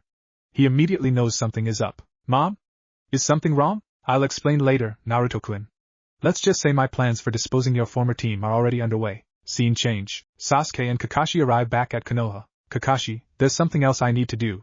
Go get the scrolls from the Uchiha compound, while I go do what I need to do. Sure. Kakashi heads off to the Uchiha compound, while Sasuke walks off in another direction. Scene change. Sakura is home alone, doing her usual thing of daydreaming about her god. Oh, Sasuke-kun. If only you would make me your bride, we would be so happy together. There is a knock at the door. Sakura opens the door to see Sasuke standing there. Can I come in, Sakura? Of course, Sasuke-kun. You are always welcome here. Sasuke walks into the house and closes the door behind him. He proceeds to lock the door. He turns to give a dark look at Sakura. She backs in fear. What are you doing, Sasuke-kun? I'm doing what needs to be done for me to get what I want. Vanex. At this point, Sasuke rapes and kills Sakura. The scene itself has now been removed as of June 4, 2012 to comply with this site's reminder about sex stories and stories with sex scenes not being allowed. Sasuke stumbles to the Haruno's bathroom. He looks at himself in the mirror. His clothes are covered in blood. He snarls, "Damn it! Now I'll need to change my clothes too." He washes off the kunai, watching the blood go down the sink. As he is preparing to leave, he notices a scroll sitting near Sakura's corpse, somehow clean of blood. He picks it up and opens it. Congratulations, Sasuke. I didn't think you would actually do it. Enclosed in this scroll is a fresh set of clothes and the instructions on how to use my curse seal. Have fun! Sasuke smirks as he channels chakra to the two storage seals on the scroll. He burns the scroll with the fire jutsu as he switches clothes. He then burns his old clothes. He takes the scroll with the instructions on the curse seal, and leaves the house. No one notices him. Scene change. Kakashi returns to the gate, with the scrolls in hand. Where is Sasuke? We do have training to get to. Fortunately for him, Sasuke walks up a moment later. Are we ready to go, Sasuke? Yes, Kakashi.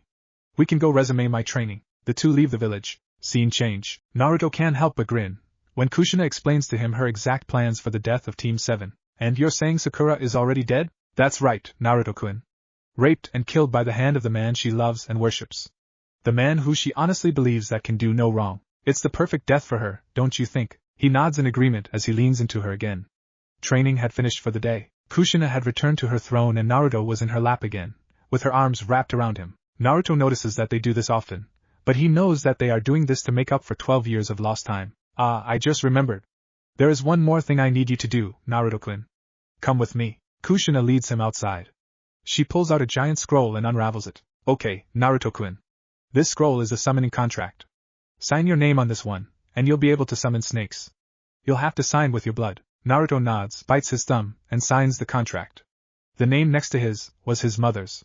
The scroll is rolled up again. Okay, now you just have to perform these hand signs. She shows him. Channel as much chakra as you can and slam your hand onto the ground. Naruto does the hand signs. Summoning technique. There is a large puff of smoke and Manda appears. Who summons me? Oh, hello Kushina. What do you need? I didn't summon you, Manda. He did. Manda turns to look at Naruto. Say hello to my son, Manda. So this is Naruto? Your mother told me all about you. It's a pleasure to meet you, Manda. I look forward to working with you. Well. The boy knows respect. That's something that makes the two of you better than Orochimaru. I was just a tool for him.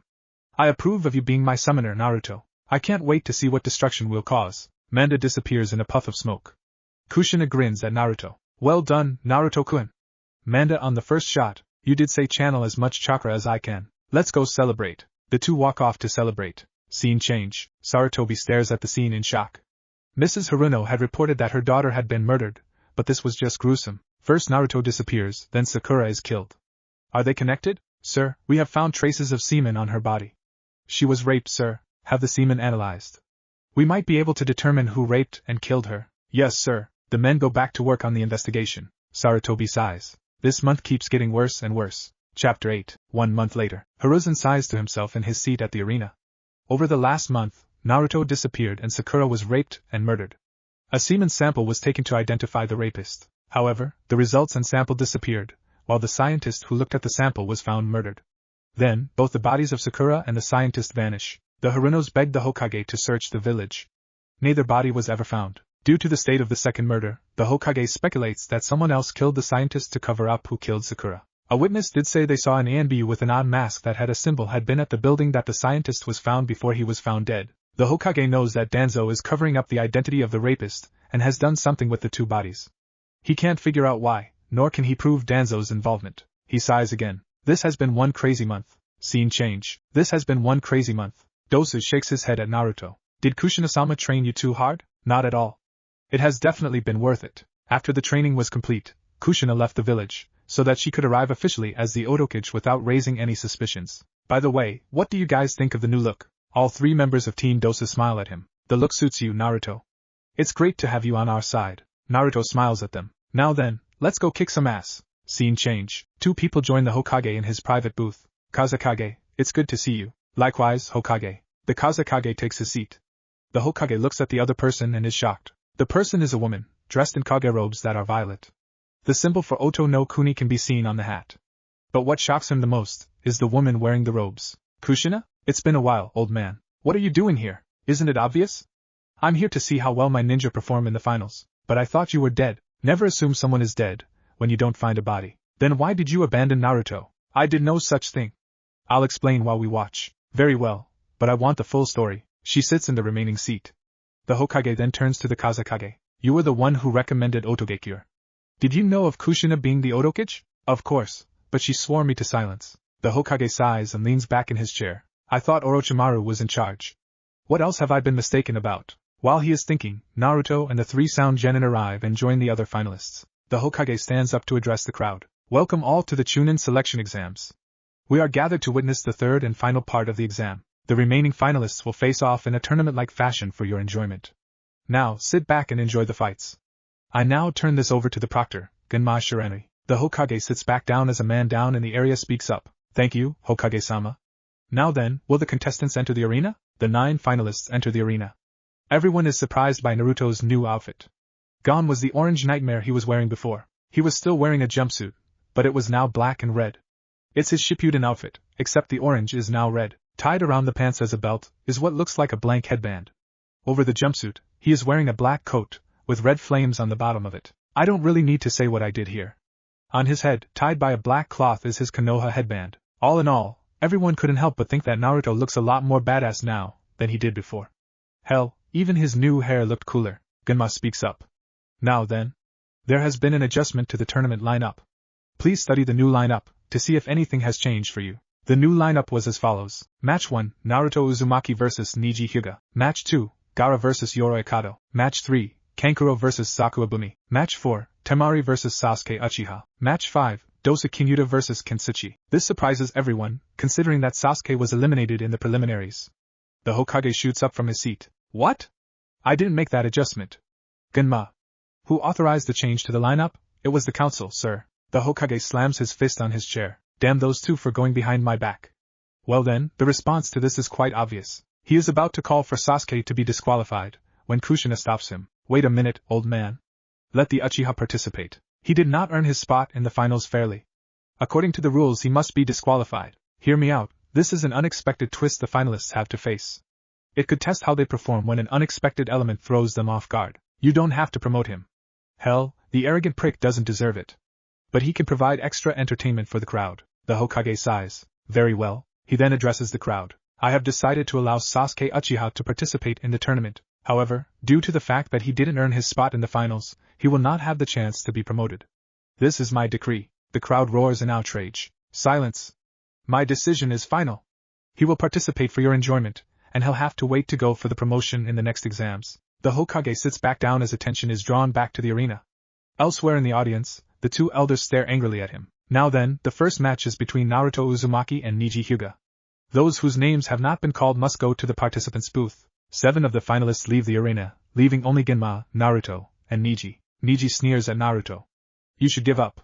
Even with your new wardrobe, you are still fated to lose. Really? What makes you so sure? I am the Hyuga prodigy.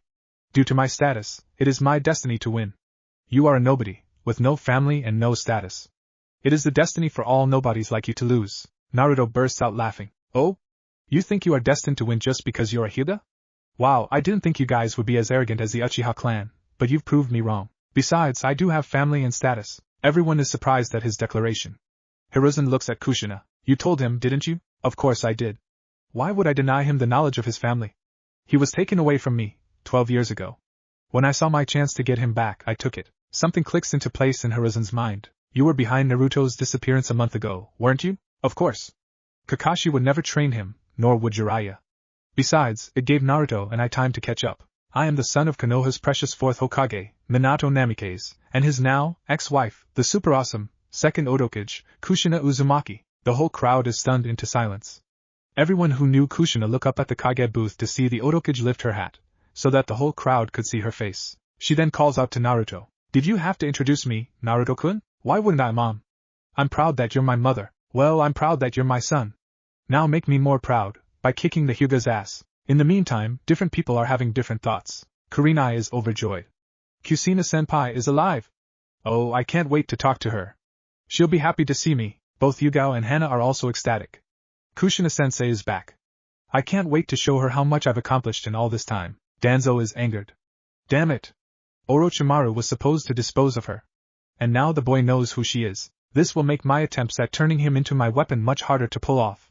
Well, I still have the Uchiha as my backup idea. Ibiki shakes his head. She's just as unpredictable as ever. Everyone else is shocked that the demon child is the son of their greatest hero. However, even with all the obvious proof, most of the villagers go into denial. He can't be the 4th son. It's a trick. He's a demon. The Hokage stands up. Silence. What Naruto has said is the truth. He really is the son of Minato and Kushina. I can confirm this, as my deceased wife was asked to deliver Naruto when Kushina went into labor.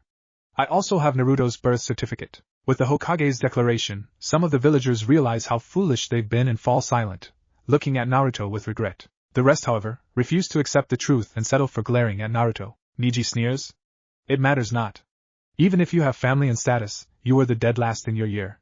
Therefore, you are still fated to be a loser. Give up and walk away. Naruto rolls his eyes. You know something? You can't trust academy records these days. The teachers have a way of sucking up to the clans, by giving them better grades than they actually got. In reality, all they want is to end up in bed with a clan member. They also sabotage people they don't like, making them the dead lasts. Well, actually they try to fail them, but other people stop them. For example, they didn't like Lee's enthusiasm. But Mato Guy interfered. Lee was able to pass as the dead last. Another example would be me, hated by the entire village since the day I was born. The only ones who actually cared were the Hokage, Iruka-sensei, and the Ichiraka family. When Mizuki went traitor, I took him down with the shadow clone technique, which I learned from the Forbidden Scroll that Mizuki tricked me into stealing. Since Iruka-sensei didn't hate me, I was allowed to graduate. It could also be that I took down a chunin without even being a genin, but we can discuss this after the fight. Neji growls at him. Genma speaks up. Begin. Genma jumps out of the arena. Neji quickly activates his Byakugan. Naruto raises his eyebrow. Using the dojutsu right off the bat, huh? Why don't I show you mine? Soul-piercing eye. Everyone is shocked again. Hiruzen looks at Kushina. Did you know he had a dojutsu? Not right away. Apparently, he got it from the Kyuubi. Back at the arena, the two start fighting.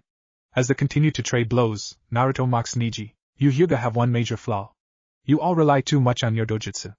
Hell, your taijutsu style depends on it. They are all that is necessary. We Hyuga are superior. Then why aren't any of them Hokage? Neji growls.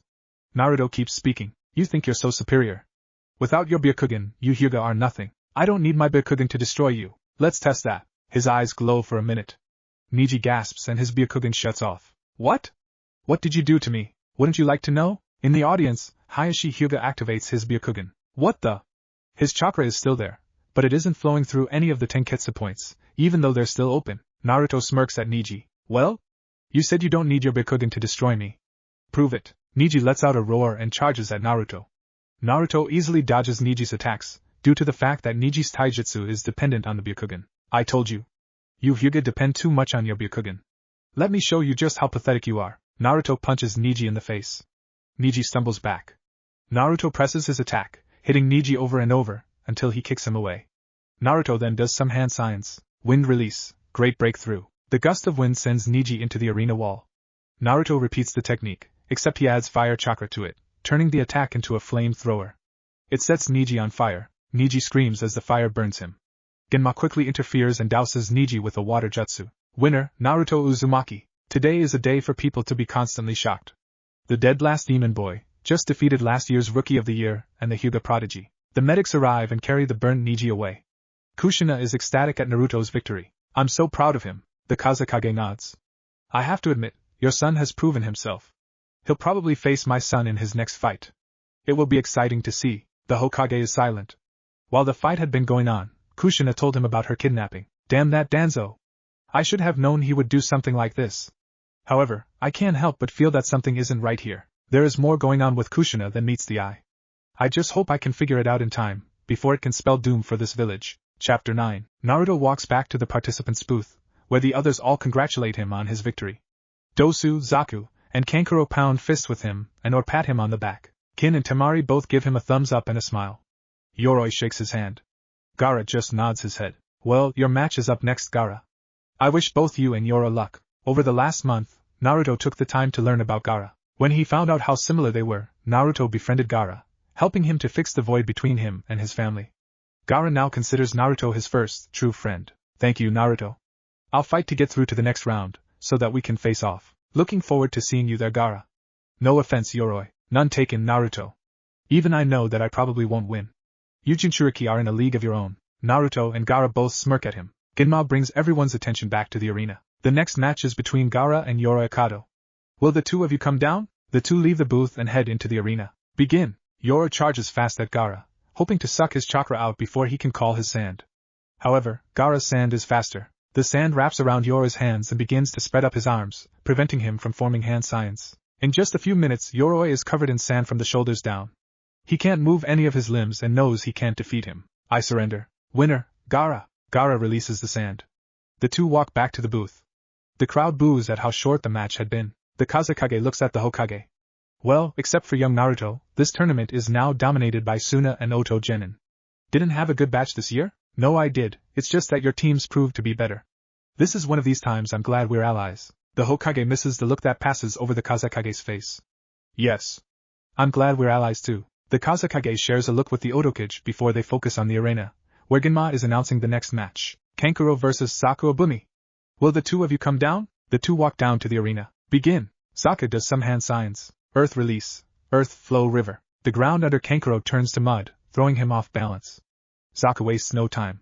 He charges at Kankuro and does some more hand signs. Earth release. Earth fist. His arm is coated in a layer of solidified earth. He punches Kankuro, sending him flying back, sending him crashing into the wall. When the smoke clears, it reveals that Kankuro pulled off the same trick he did in the prelims. Lying in the crater is a puppet. Sasuke quickly whirls towards the bandaged object, to see the real Kankuro burst out of the bandages. Kankuro quickly makes his move, lifting his hands to reveal the chakra threads. Sasuke realizes what Kankuro is doing and quickly jumps out of the way to avoid the poisoned kunai, shot by the puppet.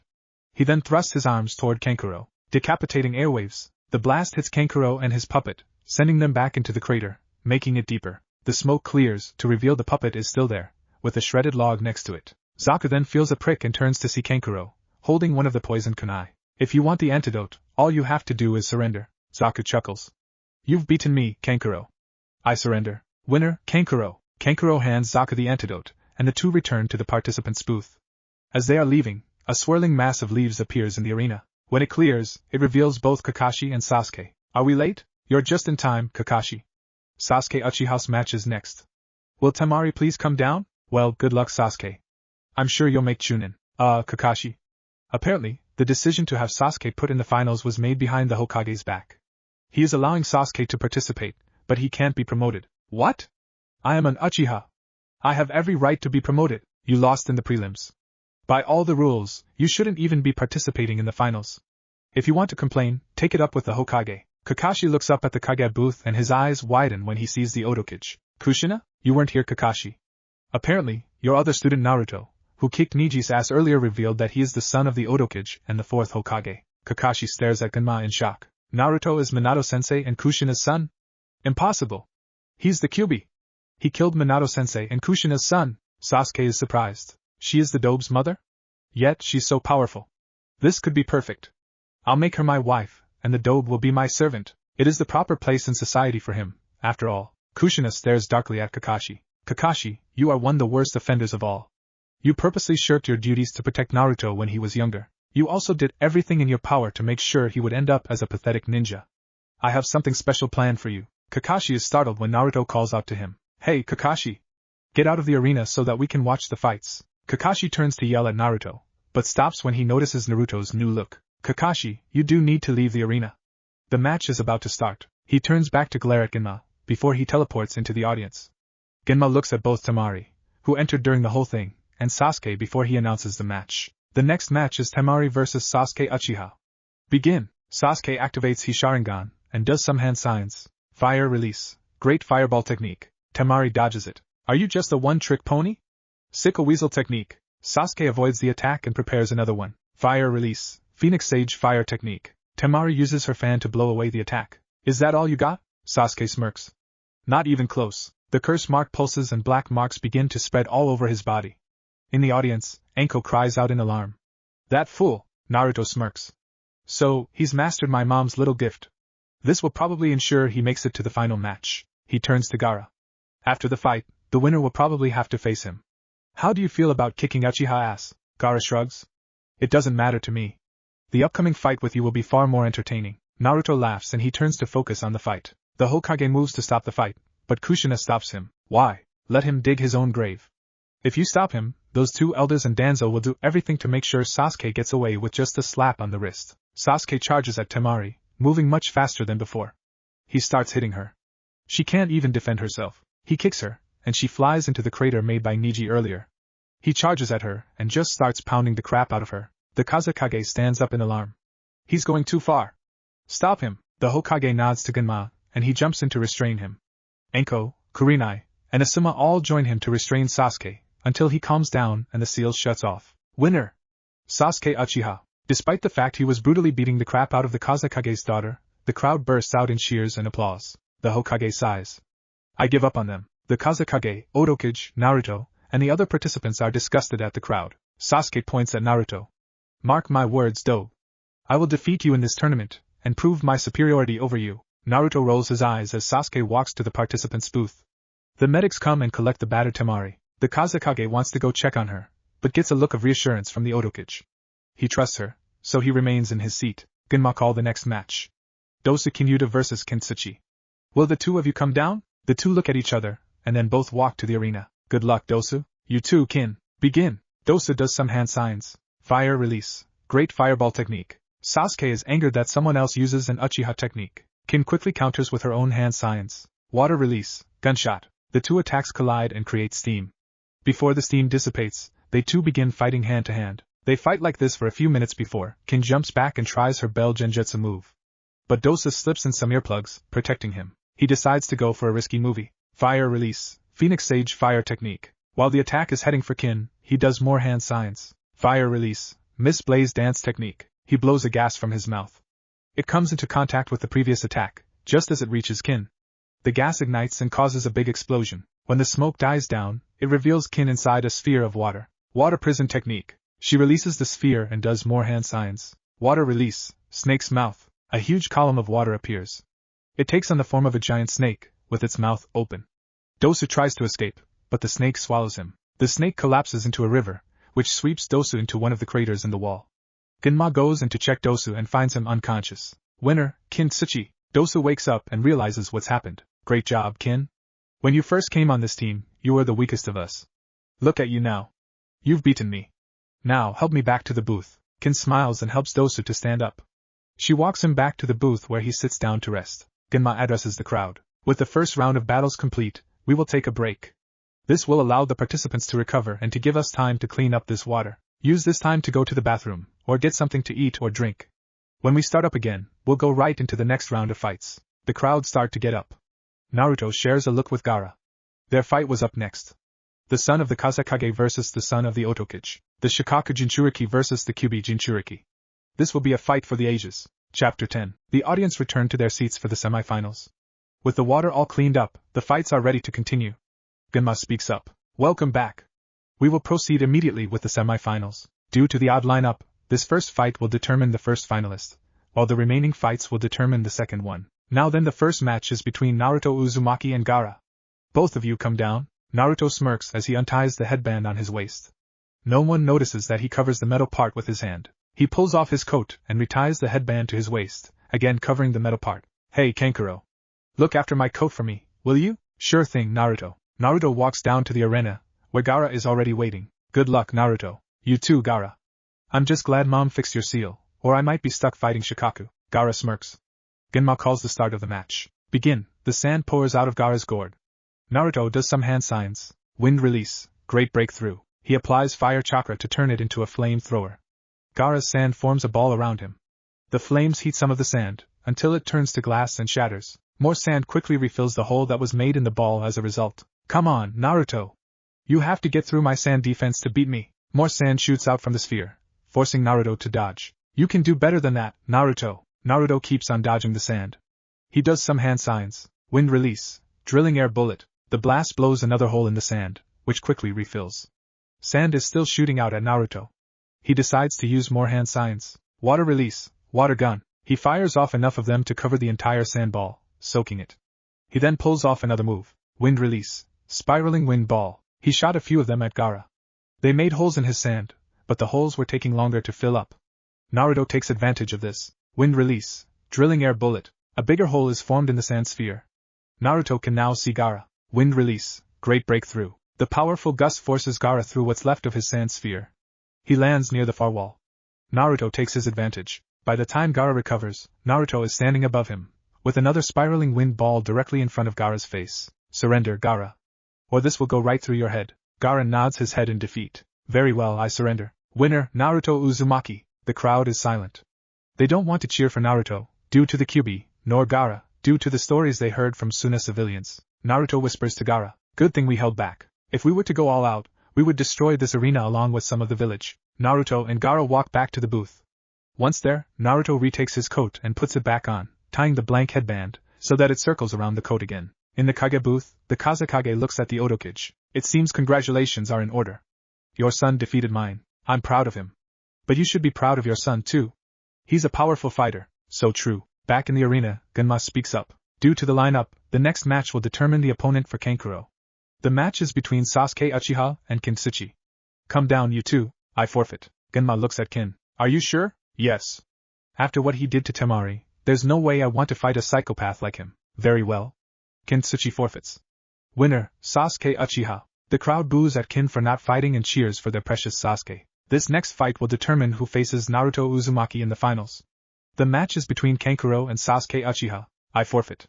Same reason as Kin. Genma sighs. Very well, Kankuro forfeits. Winner, Sasuke Uchiha. The crowd has the same reaction as before. We will now move on to the final fight. Naruto Uzumaki vs Sasuke Uchiha. Will the two of you come down? Naruto and Sasuke walk down to the arena and face off against each other. You'll pay for what you did to Temari, Sasuke. You think you can stop me, Dobe? I find it humorous that you threaten your future father-in-law. For you see, I will have your mother as my wife and she will sire me powerful children to reform the great Uchiha clan. As for you, I think I'll make you my personal slave and concubine. I will forcefully take you each night and enjoy it, just like I enjoyed Sakura. The crowd goes silent. Naruto, on the other hand, already knew about Sasuke's attempts to make Kushina his wife, as well as the fact he killed Sakura. Plus, he already suspected Sasuke was gay. But, he didn't know that Sasuke was gay for him. But he knows he can't look or say anything suspicious. You sick fuck. You rape and kill Sakura, honestly think you can make a Kage your wife, and say that you want to actually have sex with me? I'm going to bring you down, team. The elders are shocked. We were supporting a rapist? What have we done? Danzo is pissed. I go to all the trouble of covering up his crime and he admits it gladly. My backup idea is falling apart. Mrs. Haruno is crying. It's my fault. I told Sakura to pursue Sasuke and get him to be her husband. But he turns around, rapes her, and kills her. It's my fault. Mr. Haruno is pissed. He turns to look at his wife and they both have a silent agreement. He stands up and calls out to Naruto, "Boy! This will probably be the only time I ask something of you, so don't mess it up. Kick the Uchiha's ass." In the Kage booth, Kushina is surprised. Well. I never would have expected them to call for Sasuke's death. Naruto looks at them in surprise, but nods to them. I was going to kick his ass anyway, but I'll be extra hard on him. Mr. Haruno nods and sits back down. The other people in the crowd are conflicted. To them, Sasuke was their god who could do no wrong, yet he just admitted to raping and killing the daughter of a well-known and loved merchant. They choose to stay silent. Genma starts the match. Begin! Sasuke activates his Sharingan, calls on the power of the curse mark, and does some hand signs. Fire release. Great fireball technique. Naruto decides to not hold back as much. He coats his hand in wind chakra and easily smacks the fireball aside, sending it into the wall. Is that all you got? Sasuke snarls. Fire release. Phoenix Sage fire technique. Naruto coats his other hand in wind chakra and uses both hands to smack away all of the fireballs. Sasuke is enraged. Was all my training for nothing? He smacks my attacks aside so easily. No, I am an Uchiha. I am stronger than him. I will defeat him. Sasuke jumps back to the wall and does some hand signs. Everyone notices the sound of birds chirping. The Hokage looks in horror. I can't believe Kakashi taught him that technique. The Otokage is also surprised, but is still confident in her son. Chidori. Kakashi looks on in glee. Yes. Sasuke will use my technique to destroy the demon. Finally, Minato-sensei, Rin, and Obito can truly rest in peace. Sasuke charges at Naruto. Naruto sighs and blows some wind chakra into his hand. Wind release. Spiraling wind ball. He throws it, hitting Sasuke who can't stop in time. He is sent into the wall, and the Chidori fades away. He gets up and snarls. I need every ounce of power from this seal. He draws upon it all. The marks now cover 90% of his body. All that can be seen is a little bit of his face. His Sharingan seem to also be warping. This power is amazing. But it's not enough. I need more. The marks continues to spread, until they cover 100% of his body. He is now looking very demonic, when he suddenly cries out in pain. My body! What's happening to me? Naruto walks up to him, and whispers in his ear. You shouldn't have been so eager to use that curse mark. You see, it was infused with some of the Kyuubi's chakra. Tell me, do you know why I was chosen to be the host as an infant? And yes, I know Kakashi told you. Sasuke looks at him in shock, but manages to shake his head, despite the pain he's feeling. Naruto continues to whisper. Well, normally demonic chakra can't be properly used by humans, due to the conflicts that arise between human and demon chakra. Also, the chakra coils must be adapted to use the chakra. I was chosen as an infant because my coils hadn't been fully formed yet, so they could still adapt to demon chakra. In other cases, the Uzumaki had designed a special seal that helps already formed chakra coils to adapt, by putting a special safety feature in their seals, as it was in the case of my mother, who was the previous host. In fact, that was how the Kyuubi chakra got in that seal. She still has some in her body. Anyway, getting back on track, that safety feature I mentioned isn't in your seal. Sasuke's eyes widen. That's right. Your body is being fed too much demon chakra for it to handle. The curse mark's power is eating you from the inside out. This is the price you pay for constantly craving power. The very power you crave will kill you painfully. Enjoy dying, Sasuke Uchiha. Sasuke is horrified. This can't be. I was supposed to rebuild the Uchiha clan using the Dobe's mother. I can't die yet. I haven't killed Itachi. I need to avenge the great Uchiha. I can't die. I'm the god of Konoha. I can't die. Sasuke screams as the dark power bursts through his chest. The audience watches in horror as the dark chakra burns him alive. It takes less than a minute before Sasuke drops to the ground dead. No one notices the dark power transferred to Naruto, due to the fact the demon chakra is drawn to its source, the Kyuubi. Naruto turns away from Sasuke. Winner, Naruto Uzumaki. Medics come to collect the corpse, as the Hokage, Kazekage, and Otokage talk for a few minutes, before teleporting down to the arena. The remaining contestants in the booth are called down. With the fights finished, all that's left to do is reveal the people who will be promoted. When I call your name, step forward. The genin nod. Kintsuchi. Kin steps forward with a smile on her face. Dosa Kinyuta. It's hard to tell Dosa's expressing, due to the fact you can only see his right eye. Kankuro. Kankuro smirks. Gaara. Gaara's face is impassive. And last, but not least, Naruto Uzumaki. Naruto smiles. The crowd grumbles at the fact Naruto was promoted. Thank you all for participating in these exams. For those who weren't promoted, I can only wish you better luck next time in the exams. I officially declare these exams complete. Suddenly, a genjutsu is cast on the crowd, putting them all to sleep. At the same time, an explosion can be heard over at the village walls. Kushina speaks up. I forgot to tell you one thing, old man. Before me, Orochimaru was the Otokage. He taught me everything he knew and I promised him that I would complete his dream by destroying Konoha.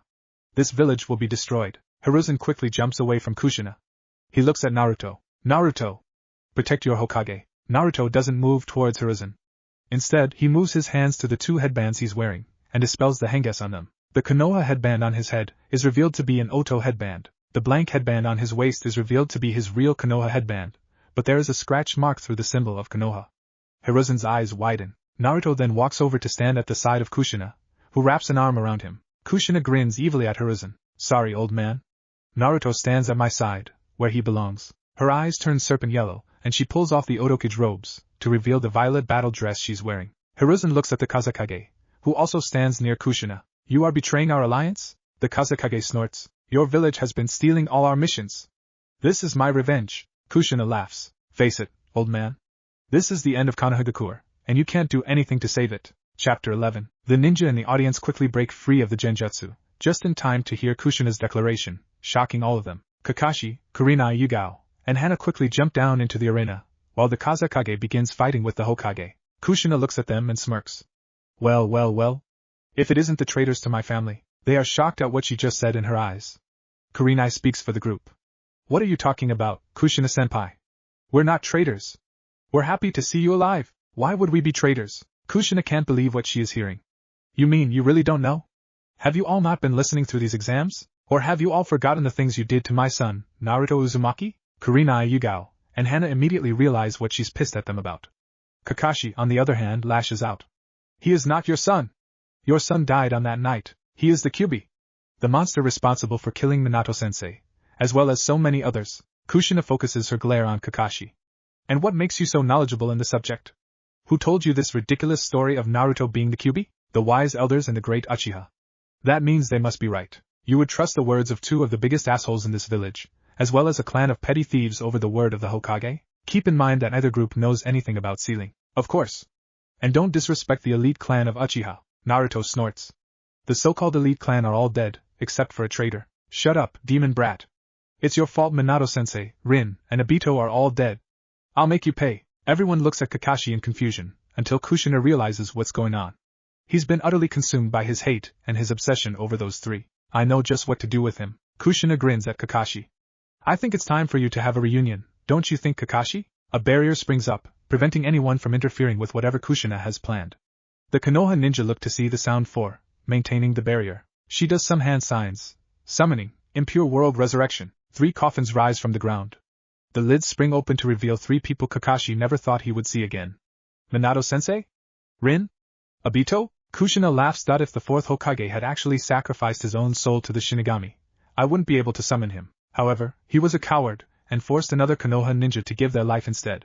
However, he was still too injured to live after the fight. Minato, Rin, and Obito look around. Minato notices Kushina. Kushina? What's going on? And what happened to your eyes? Kushina laughs again. It's been a long time, my dear husband. Rin looks at Minato. Minato-sensei, what's going on? I think we were summoned from the dead, with that technique the 2nd Hokage created. However, what shocks me is that I think Kushina here did it. Oh, don't be shocked. I did summon you. Why, Kushina? What's going on? Why don't you ask Naruto? Minato notices Naruto. Naruto? You look well, son. Don't call me that. You're no father of mine. You condemned me to a life of hell. If it wasn't for my mom, I would still be in that hell. Minato looks at Kushina in confusion. You should ask Kakashi and the others.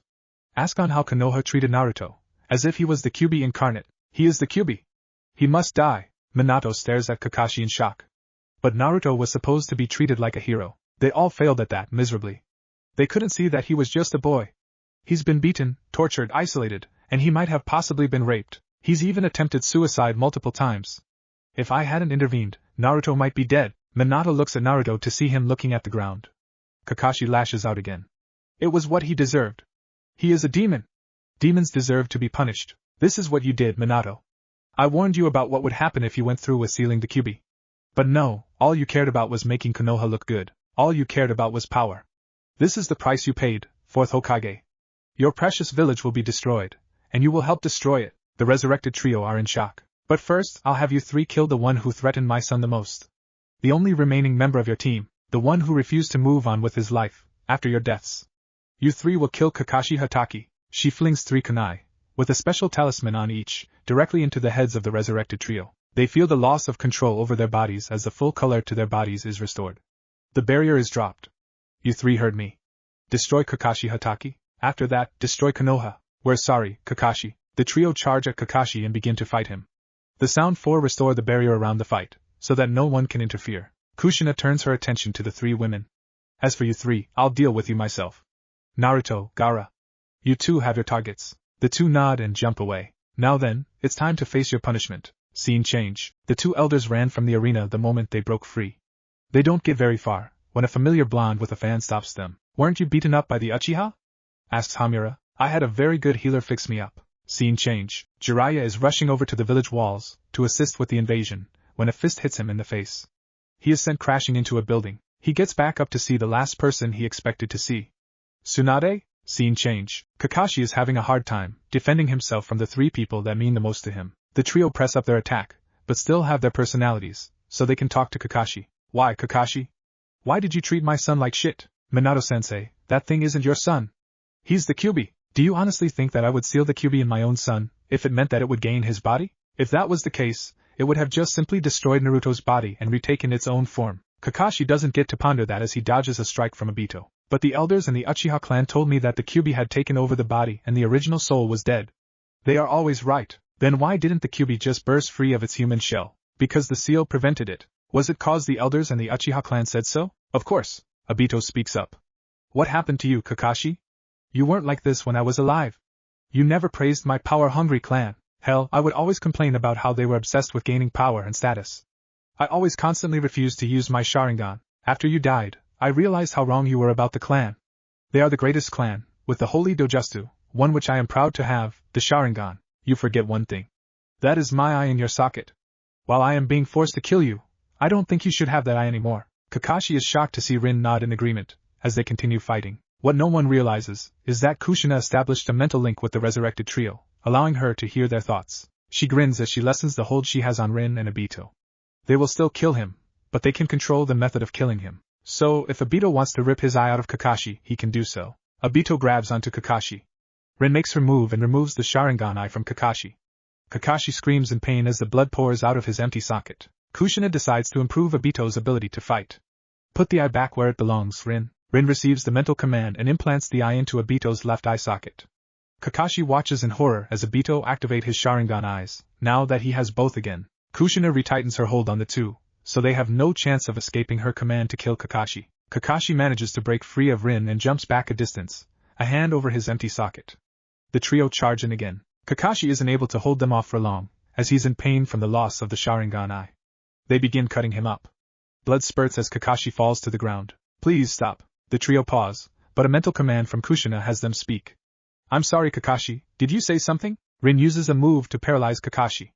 Obito uses a fire technique to set Kakashi on fire. Kakashi screams in pain. Minato silences him with a Rasengan to the head. Kakashi lays dead, killed by the very people he constantly mourned.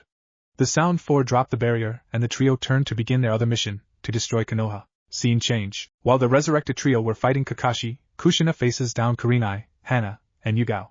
You three realize that I will kill you. You might as well let it happen. We didn't know he was your son, Kushina-senpai. If we knew, we wouldn't have treated him like we did. That's no excuse. You shouldn't treat anyone like that. Let me tell you three a secret. Before Naruto was the host for the Kyuubi, the beast was sealed inside me. That was the reason I was brought to Konoha in the first place. To be the second host for the Kyuubi. All three women are in shock at what she said, until Hana notices something.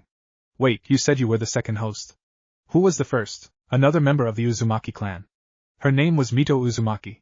You all knew her as the wife of Hashirama Senju, the first Hokage. That's right, the Kyuubi has always been a captive of Konoha since the fight against Madara Uchiha, sealed within members of the Uzumaki clan, all connected to at least one of the Hokages. The three find it hard to digest what Kushina has said. Now that you understand, it's time for you to die. Kushina does two hand signs. Hidden shadow snake hands. She thrusts her arms forward, and snakes shoot out from them. Kurenai and Hana dodge the snakes.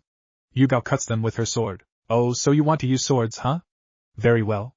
Kushina reaches into her mouth and pulls out the Kusanagi sword. Let's do this. She charges at Yugao. Unfortunately for Yugao, she didn't recognize the Kusanagi. The sword slices through her katana and through her neck. Yugao's lifeless body and severed head fall to the ground. Kurenai and Hana stare in horror. Kushina takes advantage of their distracted state. She shoots more snakes from her arms and they snag Hana. Hana screams as the snakes crawl all over her and bite her. Her flailing to get them off allows the venom to spread quickly. She drops to the ground, paralyzed, but still alive. Kurenai is terrified as Kushina turns to look at her. Kushina's yellow eyes glare deep into Kurenai's red ones. What's wrong, Kurenai? Afraid? Kurenai can't help but nod. Ah. Poor little Kurenai. I'll have to fix that. Kushina charges at Kurenai fast. The next thing Kurenai knows, she is screaming in pain as her left arm is severed above the elbow. What's wrong, Kurenai? Does it hurt? Kurenai is clutching the stump, where her arm was. Don't worry, I'll make it better. She charges in again, and Kurenai screams out as her other arm is severed. Kushina charges at Kurenai again, severing her legs above the knees. Kurenai's torso falls to the ground, still alive. How does it feel, to have your limbs severed? You're only feeling some of the pain that Naruto has felt his entire life. But I can be merciful. I'll end your pain now. She slices her sword through Kurenai's neck, decapitating her. Kushina licks the blood off her sword, letting out an erotic moan. Delicious. She turns her focus onto the paralyzed Hana, who is watching her in horror. I almost forgot about you, time to end this. She stabs the sword right through Hana's heart, and leaves Hana to bleed to death. She turns her focus to the resurrected trio, who are still fighting Kakashi. A few minutes later, they kill him and the Sound Four drop the barrier. As the trio prepare to carry out the destruction of Konoha, Kushina stops them. She tightens her hold on Rin and Obito to the point in which their personalities fade away. She leaves Minato as he is. Considering these two were dead by the time of the Kyuubi attack, I'm sparing them the memories of destroying Konoha. You, on the other hand, will be forced to remember in death as the shinobi and civilians die at your hand, 4th Hokage. But I'll give you three some extra help. She does some hand signs. Summoning, impure world resurrection. 2 more coffins spring out of the ground. Their lids open to reveal Hashirama and Tobirama Senju, the 1st and 2nd Hokages. Kushina throws 2 more kunai into their heads. Their personalities fade and they move to stand next to the other 3. Now then, all 5 of you will go out and destroy Konoha. Kill any Konoha shinobi and civilian you encounter. You can spare the children, though. The 5 leave the arena to fulfill their orders. Minato has a sad look on his face. The Sound Four go with him. Kushina turns and notices Anko is still in the audience. She clearly broke the genjutsu, but she was just sitting there. Kushina jumps up to her. Aren't you going to defend your village, Anko? Anko looks up at Kushina. It isn't much of a village. Besides, you're going to kill me, right? Hurry up and get it over with. Kushina is surprised, but can tell there is more going on. What happened? Those damn elders found notes to the cursed seal that Orochimaru gave me. They've been controlling me, via the seal. They forced me to do their dirty work, always threatening me with a slow and painful death. I know you also hold hatred for Naruto, and I can't find a reason for it. Care to explain? The elders and Danzo wanted to turn Naruto into their weapon, but in case that didn't work, they were going to have him procreate a child with me. They thought if they couldn't have him, they would have his child, who would be made the next host of the Kyuubi. That way, they could guarantee that they get their weapon. I couldn't help but have hatred for Naruto, even though I don't see him as the Kyuubi. No, that's wrong. I didn't hate Naruto. I hated the fact I would be used as breeding stock. Kushina has a look of anger in her face. She remembers, when Kumo tried to kidnap her, when she was younger, she knew that if they had succeeded, they would have used her as breeding stock. She can't help but feel a little sympathetic towards Anko, and decides to give her a choice. She lunges forward, biting into the curse mark on Anko's neck. Anko screams as the mark begins to warp and change. Kushina withdraws from Anko as the curse mark takes on a new form. I'm giving you a choice, Anko. That new curse mark is different from the old one. It's more powerful and better. Also, the elders can't affect the seal, as it's one I created. You can either die here, at my hand, or join Otogekure and help me destroy Konoha. What will you do? Anko rubs her neck over the new curse mark as she thinks. Her life since she returned has been nothing but scrutiny and suspicious looks. People always refer to her as the snake whore and treat her horribly. For her, the choice was clear. I'll join you. Good. Then go forth and destroy this pathetic village, Anko. Anko leaves the arena. Kushina turns back to where the Kazekage is still fighting the 3rd Hokage. Time for me to help the Kazekage. Chapter 12. Jiraiya stares at Tsunade, surprised that she was even in Konoha. It's been a long time, Jiraiya. Tsunade? What are you doing here? Never mind, it's good you're here. Konoha is being invaded. Help me defend the west wall. Jiraiya turns to leave, but notices that Tsunade is not moving to follow him. She shakes her head at him. Sorry, Jiraiya. I'm on the other side. What? You heard me. What are you talking about? You're a loyal Konoha ninja. Not anymore. Explain. Well, after I left when Dan and Iwaki were dead, I went from town to town with Shizen, drinking and gambling. A month later, I heard about the Kyuubi attack and how my last living cousin and student, Kushina, and her son had been labeled as deceased. Naturally, that didn't improve my drinking and gambling habits. 11 years later, I was surprised when I was tracked down by Kushina, who was supposed to be dead. I was also surprised to learn that her son was still alive. She told about how Naruto was taken from her. About how she was sold off to Orochimaru. About Konoha's plans to turn Naruto into a weapon. About how Naruto was beaten, tortured, among other things. About how he was denied the basic knowledge of his family for a bullshit reason. About how he had no one to help him while he was growing up. About how you abandoned your own godson to go chase after a sick, twisted traitor. Why should I care about him? Just because he's my godson doesn't mean I have to care. Him being your godson should be reason enough. It isn't to me. Now, can we get off of this? Tell me why you switched sides. Isn't it obvious? Konoha betrayed the last of my family. Family is always important. Isn't that what your toads always say? So what? The toads don't know what they're talking about. Family is meaningless. They think of me as a part of their family. I only think of them as tools. That's the only thing they're good for. Serving me in battle. Tsunade smirks. You shouldn't have said that. Why not? Simple. I had the slugs contact the toads. When they last called you there, the toads placed a listening device in your pocket. They just heard everything you said. Jiraiya's eyes widen in horror. He hears the sound of a summoning behind him. He turns around to see Shima, Fukasaku, Gambunta, and the great toad sage glaring at him. Jiraiya boy, when we heard from the slugs about how you had turned your back on our beliefs, we found it hard to believe. Now after hearing what you just said, it's obvious that you are unfit to be our summoner. Therefore, after much deliberation with Shima, Fukasaku, and Gambunta, we have decided to cast you out. Your name will be removed from the scroll. The knowledge of how to find empty Mayaboku, how to summon us, and how to use your sage mode will be taken from you, never to be given back. This is our decision. You can't do this to me. I am the great Jiraiya. Two toads appear and grab onto Jiraiya. He tries to break free, but their grip is too strong. The great toad sage places a hand on Jiraiya. Jiraiya screams in pain as the knowledge of the toads is ripped from his mind. When he is done, the two toads let go and disappear. Jiraiya falls to the ground. The toads then summon the scroll. The great toad sage wipes his hand over Jiraiya's name. The scroll catches on fire, but when the fire fades away, the scroll is unharmed, except Jiraiya's name has been burned off. Gambunta turns to Tsunade. Thanks for telling the slugs to inform us about this. It's obvious Konoha is no longer worthy of us. We would help you, but that involves working with the snakes, and you know how we feel about working with the snakes. Tsunade nods. We will depart now, never to return until we deem a summoner worthy of us. Goodbye. The toads vanish. Jiraiya manages to get to his feet. He angrily turns to Tsunade. What have you done? You've taken away my most powerful weapon. You have truly turned your back on Konoha. I will kill you, you traitor, says the man who was a traitor to the toads and to Kushina's family. You're the one who's going to die. When Kushina recruited me, she gave me the privilege of taking you out. Plus, unlike you, I have the slugs to assist me, and I think of them as family, unlike what you did with the toads. Jiraiya snarls and jumps at her. Scene change. Danzo sits in his root base, after having run there from the arena when the attack began. Damn it. I should never have given that woman to Orochimaru. Now, it's come back to bite me in the ass. One of his root and B runs up. Sir, what should we do? Prepared to evacuate. Konoha is too far gone. Once the fight is over, we'll rebuild it the way it should have been built. I will take on the role of Hokage and remake the village so that it follows my regime. Once Konoha has been restored, we will launch an assault on the other countries, until they are all under my control. I will stand as the ruler of this world, and no one will stop me. Yes, sir! The root A and B leaves to do his master's bidding, when he suddenly screams, and he is thrown back through the door, dead. Danzo stands up as Naruto walks into the room. Leaving so soon, you bandaged bastard? Scene change. At the west wall of Konoha, the ninja move to fight back the forces from Suna. Suddenly, some of the men are shot with poisoned kunai. The remaining men turn to see Kankuro with his puppet next to him. They move to attack him, when they are struck by a powerful wind attack.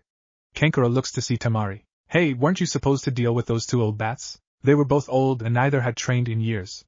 They were so out of shape, that it was too easy. Where's Gaara? Preparing to awaken the Shikaku. Scene change. Gaara sits in the center of the village, in a meditative position. He finds himself in his mindscape, shaped like a ruined desert palace. The Shikaku stares at him from his prison. Is it time? Gaara looks at him. Yes. Outside, Gaara's body begins to float in the air, as the sand emerges from the gourd and surrounds him. It begins to merge with him, transforming him into a giant one-tailed beast. Yahoo! I get to destroy this village. Fun time. The Shikaku begins to lay waste to Konoha. Scene change. At the north wall, Kabuto, along with the Odo team, are killing the ninja there, so that the Odo forces can enter the village. They all turn when they hear the Shikaku. Well. Now the party's really started. Scene change. Danzo stares down Naruto in the root base. You think you can defeat me, boy? It would be wiser for you to surrender to me and become my loyal weapon. You honestly think I would join you? My loyalty is to my mother, and no one else, Danzo laughs. That can change easily. All I have to do is capture you. A few years as my prisoner will change your views. That's if you can capture me, Danzo laughs. Root. Come to me. Danzo laughs at the knowledge that his root A and B will take down the QB child. When he notices that none of them are coming, he looks at Naruto to see him with an evil smirk. They're all dead. I killed them all before coming to this office. We are the only living people in this base. Danzo's eyes widen. Now that you understand, it's time for you to die, you bastard. Scene change. Tsunade and Jiraiya are locked in a taijutsu battle. Jiraiya is pissed. Thanks to this bitch, I've lost just about all of my techniques. How the hell can I beat her? He barely manages to dodge a kick. When Tsunade gets in with one of her chakra-enhanced punches, he is sent flying through some buildings until he comes to a rest inside of a closed shop.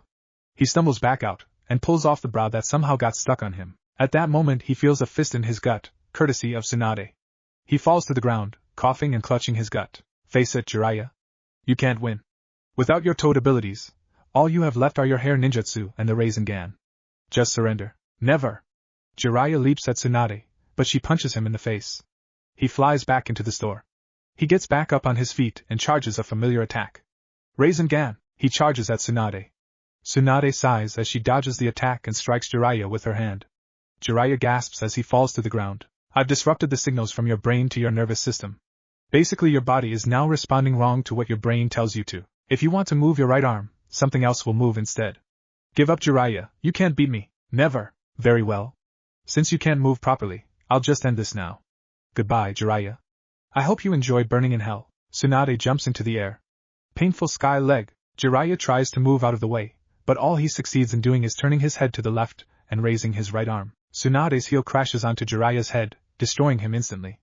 Blood and guts fly everywhere, as what's left of Jiraiya stops moving. Tsunade shakes the bit of Jiraiya's brain off her shoe and turns to look at an explosion that came from a different area of Konoha. Looks like Naruto is having fun. Scene change. Danzo jumps out of the remains of his base, having used the Izanagi to avoid death. His bandages are gone, revealing a Sharingan, and his right arm is exposed, revealing 10 Sharingan embedded in the arm.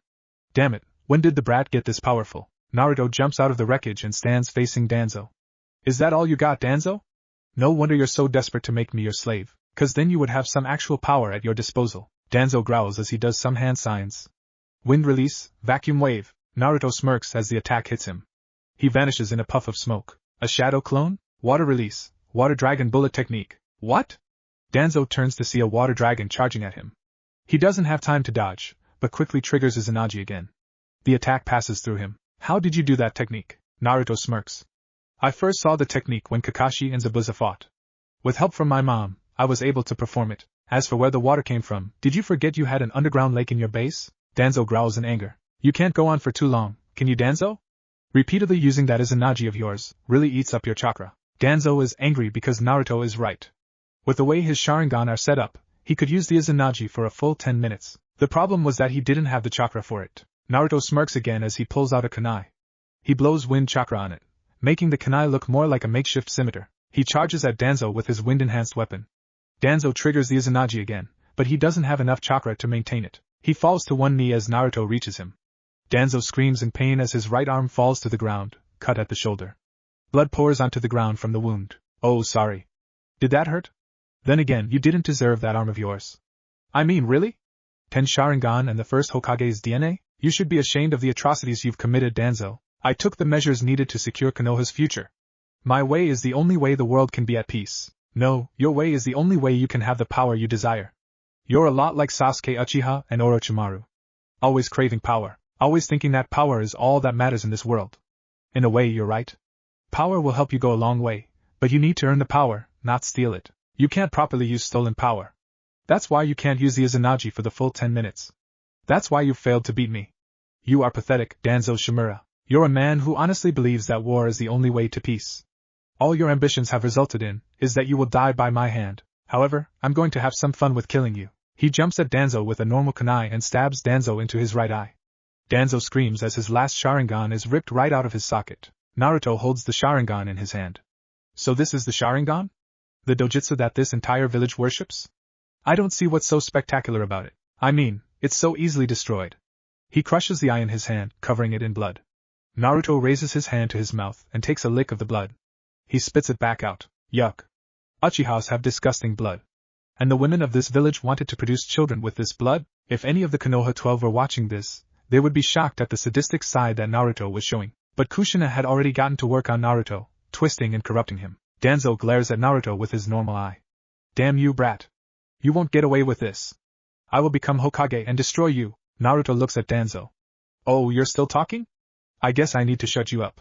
Naruto charges at Danzo again. Danzo is too tired to stop Naruto as he reaches into his mouth. Using a bit of the Kyuubi's chakra, Naruto rips Danzo's tongue out of his mouth. Danzo screams in pain as his mouth is flooded with blood. That's better. Now I won't have to put up with your damn speeches. Naruto charges with the enhanced kunai, cutting off Danzo's remaining limbs and cutting up his body. Danzo lies on the ground, in constant pain. Naruto looks down at him. You should never have taken my mom from me. This invasion is the result of what you did. Danzo looks at Naruto's eyes and is horrified by what he sees. Naruto's eyes are no longer the normal, blue eyes that everyone knows him to have. His eyes have turned a very familiar shade of red, and they have taken the shape of a certain demon's eyes. You know, I used to declare that I would never use the Kyuubi's power, but now he and I have come to an understanding. I'm no longer afraid to use his power. Hell, the Kyuubi has declared me to be his favorite host, due to my new sadistic side. And now he's given me a good idea of how to kill you, right now. Naruto shoves his hand into Danzo's chest and rips something out. Danzo is horrified to see that it's his own heart. Naruto channels the Kyuubi's chakra into the heart, burning it to ashes. He then pours the Kyuubi's chakra into the hole in Danzo's chest. Danzo screams as the demonic chakra destroys him from the inside, burning all of his organs and destroying his flesh. When Naruto is finished, there isn't much left of the corpse. Naruto takes a moment to destroy the Sharingan arm he cut off earlier. Now then, where did the rest of the Konoha 12 run off to? They were probably assigned to evacuate the remaining civilians to the bunker inside the Hokage monument. I can wait to deal with them. Right now, taking the village is the most important thing to do. Naruto jumps off to help with the takeover, leaving behind a mutilated corpse. Chapter 13. Minato fails to hold back tears as he uses the Rasengan to destroy a building. He still can't believe that Konoha basically said, "Fuck you," to his last wish regarding Naruto. He also can't believe how much Kushina has changed. He turns and cuts down a Konoha ninja. He can see the second Hokage drowning another group of ninja with a water technique. Tayuya speaks up. Well, that takes care of this fucking area. On to the next one. Before they can leave, they are surrounded by the heads of all the clans. None of you are going anywhere, Sakan sneers at Hayashi. You really think you can take down 3 Hokages? Destroy them. The 3 Hokages step forward. Minato looks at the clan heads. I'm sorry. The Hokages charge at the group. Scene change. While most of the civilians have been evacuated to the bunker in the Hokage monument, there are still some in the village. At the ramen stand, Tuchi and Ayam are packing up everything in their shop, trying to save it all before the stand gets hit. Anyone home? The two turn to see Naruto enter the stand. Are you here to kill us, Naruto? Why would I do that? Because you've turned against the village. Let's face it. It would have happened eventually. We won't go down without a fight, Naruto. Who said anything about fighting? You're not here to kill us? Of course not. You two are special to me. I'm here to help get you guys to safety. Then you'll set up a new shop in Odo. Why would we go with you? 3 reasons. 1. You guys love me and wouldn't turn against me. 2. You're disgusted, just like me, with how the people here are. 3. While having me as your customer reduced the number of customers you got here in Konoha, due to the Kyuubi, the number will increase over in Oto, due to me being the Otoku's son. Tuchi and Ayam look at each other. You know he's right, Dad? Yes, I do, Ayam. Keep packing. We're moving to Otogakure. Naruto smiles at the two. Scene change. The third Hokage has been locked in a fight with the Kazekage for a while now. Hiruzen quickly dodges a gold dust wave. Damn, even though he can only use his gold dust attacks, he's really good at using them. Come on, Hokage. You're supposed to be strong. I think age has gotten to you. Hiruzen snarls and dodges another attack. He then quickly jumps to the left to avoid the Kusanagi sword. Mind the extra help, Kazekage? Don't mind it at all, Otokage. Even though I don't think I need the help, I'll take it anyway. Kushina lowers her head to the ground. Formation of 10,000 snakes. Countless snakes pour out of her mouth. They rise up and sword blades extend from their mouths. They all charge at Hiruzen. Fire release. Fire dragon flame bullet. Flames spew from Hiruzen's mouth. They take the shape of 3 dragons, which attack the snakes from different sides. All the snakes are turned to ashes. He then throws a shuriken at the pair. Shuriken Shadow Clone Technique. The shuriken multiplies into 1,000 shuriken. Wind release. Great breakthrough. The gust of wind from Kushina causes the shuriken to be blown away. Earth release. Earth flow river. The ground near Hiruzen turns to mud. Earth release. Earth dragon bullet. A mud dragon head rises from the mud that Hiruzen created moments ago. As it starts to fire mud projectiles at the 2 other Kages, Hiruzen pulls off one last move. Fire release. Fire Dragon Bullet. Hiruzen shoots more fire from his mouth. It ignites the mud projectiles the dragon head is shooting, turning them into flame projectiles. However, the Kazekage thought ahead. Gold Dust Wall. A wall of gold dust rises in front of the duo. The projectiles hit the wall and do no damage. Hiruzen bites his thumb and does some more hand signs.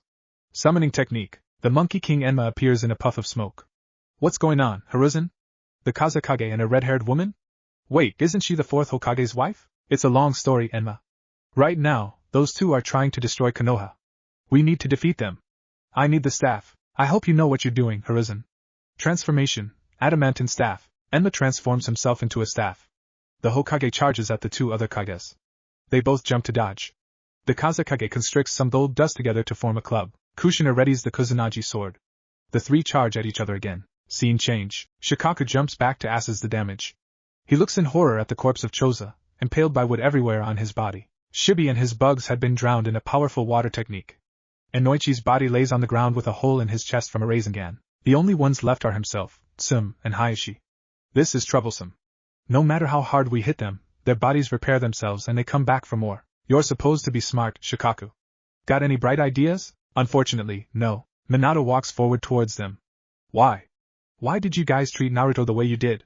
Why did you disregard my last wish? Hayashi sneers. In this society, he is at the bottom. It would sully the Hyuga's reputation if we were to help that little demon. Minato looks at Shikaku. What about you? Shikaku shrugs. My wife thinks he's a demon. I never go against her. She's too scary to defy. Minato looks at Tsum. The little brat is a demon. I can smell the scent of foxes on him. Therefore, he is the Kyuubi. All Jinchuruki smell like the biju they contain. The scent of the biju is stronger than the natural scent of the host. Using just scent to judge him is foolish. So what? Minato looks at the three. Those are the most idiotic and bullshit reasons to let Naruto suffer. At least my reason for sealing him was justified. Hell, I was planning on living so that I could raise him. If I hadn't died, Naruto would have been raised properly. I would have made sure of that. He charges at the three. Scene change. Iruka is helping another group of villagers to get to the bunker, when they are cut off by Anko. Sorry, Iruka. You and these villagers are going to die. Why? Similar reason as Naruto. This village treated us both like shit, even with anything either of us tried to do to change that. Whose side are you on, Iruka? Even though I care about Naruto's welfare, my loyalty to my village comes first. I have to stand against you. Very well, Iruka. Scene change. Hiruzen has been trading blows with the Kazekage, while dodging the sword strikes from Kushina. However, he is at a disadvantage. The Kazekage and Kushina are both still young, while Hiruzen is past his prime. He knows it's only a matter of time before Kushina strikes him with the sword. Give up, old man. Your village is on the verge of death. You can't win. As long as one person survives, the will of fire lives on. The will of fire died out years ago, when the fourth Hokage took office. Other than you, there isn't a single person in this village that believes in it anymore. Damn you! Hiruzen jumps away from them. Damn it. Now that Kushina has Orochimaru's abilities, it's really hard to beat her. I could defend myself from the ones I knew he had, but what else can I do? He holds out the staff. Adamantine prison wall. The Enma staff duplicates himself until all the staffs surround Hiruzen in the form of a cage. Good luck getting in. Kushina starts laughing. What's so funny? It's amusing. You decided on your defense while thinking of Orochimaru's techniques. You've forgotten something important. What's that? My own techniques. Including my adeptness at controlling water. As you should remember, my control over water rivals the second Hokage. So I can do things, such as controlling the little bits of water in the air and in the ground. Hiruzen's eyes widen as water shoots up from underground, causing the cage, and Enma to dispel and shooting Hiruzen into the air. Suddenly, he is ensnared by chains. He looks to see the chains are coming out of Kushina's back. I'm sure you forgot about my chakra chains as well. The chains lower Hiruzen so that he is in front of the other two Kages. The Kazekage starts beating the crap out of the Hokage. Kushina just sits back, letting the Kazekage vent his anger. Eventually, the Kazekage steps back. Kushina winces a little. Hiruzen has been beaten to a pulp. His left eye is popped out of the socket, and just dangling. He's bleeding from every orifice on his face. Wow, I didn't know you were this pissed, Kazekage. The loss of missions to Konoha has been going on for over a year, Otokage. The anger builds up. Stop this, please. Kushina glares at Hiruzen. Why should we stop? It's too late for this village. We intend to go through with this. Someone will stop you eventually, Kushina. I don't think so. I've been holding back this entire time. Let me show you my true power. She releases the chains and Hiruzen falls to the ground. The chains retract into her back. She begins to concentrate. The ground starts to shake as a chakra cloak forms. However, it's not normal blue, nor QB red. The chakra cloak is black and even Hiruzen can feel the dark power Kushina is emanating. He watches in horror as tails start to form. 1 tail, 2, 3, 4. Hiruzen can barely sit up while feeling Kushina's power. A 5th tail forms, then a 6th. Hiruzen looks at Kushina in shock. This is Kushina's true power? She's right, she doesn't have much to worry about in terms of people matching her power. Only a few people can, and the one who has the best chance will never turn against her.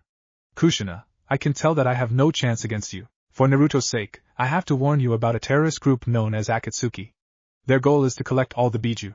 They will come for your son. Kushina blinks. She then speaks in a demonic voice. I appreciate that, old man. But I already know about the Akatsuki. Orochimaru was a former member of them. I'll deal with them later. Right now, what matters to me is this village's destruction. There's nothing I can do to convince you to stop. Nothing at all. Then, at least spare the children. Please, they don't deserve to die. You take me for a barbarian, old man. I was going to spare the children anyway. Thank you. Tell me one last thing. What is it you intend to do after this? The chakra cloak fades away. Kushina walks up to the battered form of Hiruzen Sarutobi. I intend to bring the world under my control. Once that is done, there will be no more wars, because the world will be united. All of them will be serving me. Orochimaru really changed you, didn't he? Actually, it was both Orochimaru and the 4th Hokage. They both made me realize that power is all that matters in this world. It's time for you to die, old man. This is goodbye. She raises her sword. Hiruzen just closes his eye and accepts his defeat. Goodbye, Kushina. It's good to know that Naruto will have a parent's love. The sword swings down. Hiruzen falls to the ground, dead. The Kazekage looks at Kushina. Why didn't you make him suffer more? Because he actually tried to make Naruto's life more bearable. He deserved a quick death, at least. The Kazekage nods. Kushina looks behind her to see Kimimaro walk up. He bows to her. You're looking better, Kimimaro. Thank you, Kushina-sama. Tsunade-sama's treatments have helped me and I will soon be back to full fighting capability. Good. Now, what's the status of the invasion? I have confirmed that the Suna and Oto forces have made their way into the city. The Sound 4 have reported that the resurrected group have taken down all the clan heads and just about all the clan members. Tsunade-sama has taken down Jiraiya. The Shikaku has destroyed 75% of the village so far. We currently have about 50 wounded. Shizen are the rest of the medical staff are treating them. And Naruto? Naruto-sama has killed Danzo and the entire root force. He is currently on his way back here from evacuating 2 civilians. The Ichiraku family. The only enemy ninja we haven't confirmed to be dead are the most recently made genin. We think they evacuated the remaining civilians to the bunker inside the Hokage monument. Good. Once Naruto joins us, we will go to the bunker and end this. Yes, Kushina-sama. Scene change. Inside the bunker the civilians are huddled together. The remaining members of the Konoha 12 are standing together, near the door. Well, all of them are standing, except one. Hinata is sitting in the corner, shivering in fear. Fear of the invasion force and Naruto. When Kurenai broke her of her crush for him and convinced her that he was a demon, Kurenai made one huge mistake. Naruto was Hinata's reason to stand for herself. By getting her to let go of him, she let go of whatever courage she had. She's been reduced to a whimpering coward. Ino looks at Shikamaru. What do we do now? There's nothing we can do. We wait until we're told it's safe. Scene change. Outside, the large invasion force, with Kushina and Naruto leading, march up to the bunker entrance. Gaara has retaken control of his body, by this point. Kushina looks at Naruto. Would you be so kind as to open the door, Naruto-kun? Of course, Mom. In the case of invasion, all ninja who pass the genin exam given to them by their sensei are given the code to the bunker doors, so that they can evacuate the civilians. They change the code every year, to throw spies off. Naruto types in the code and the doors open. Everyone inside turns to see the invasion force entering the bunker. They now know that their ninja have lost. Naruto takes a moment to look at the remaining members of the Konoha 12. Shikamaru, Ino, Choji, Shino, Kiba, Hinata, and Tenten.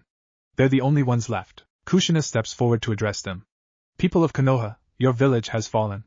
Your Hokage has been killed along with all of your ninja. You won't have a chance to beg for mercy or to plead with me to spare your lives.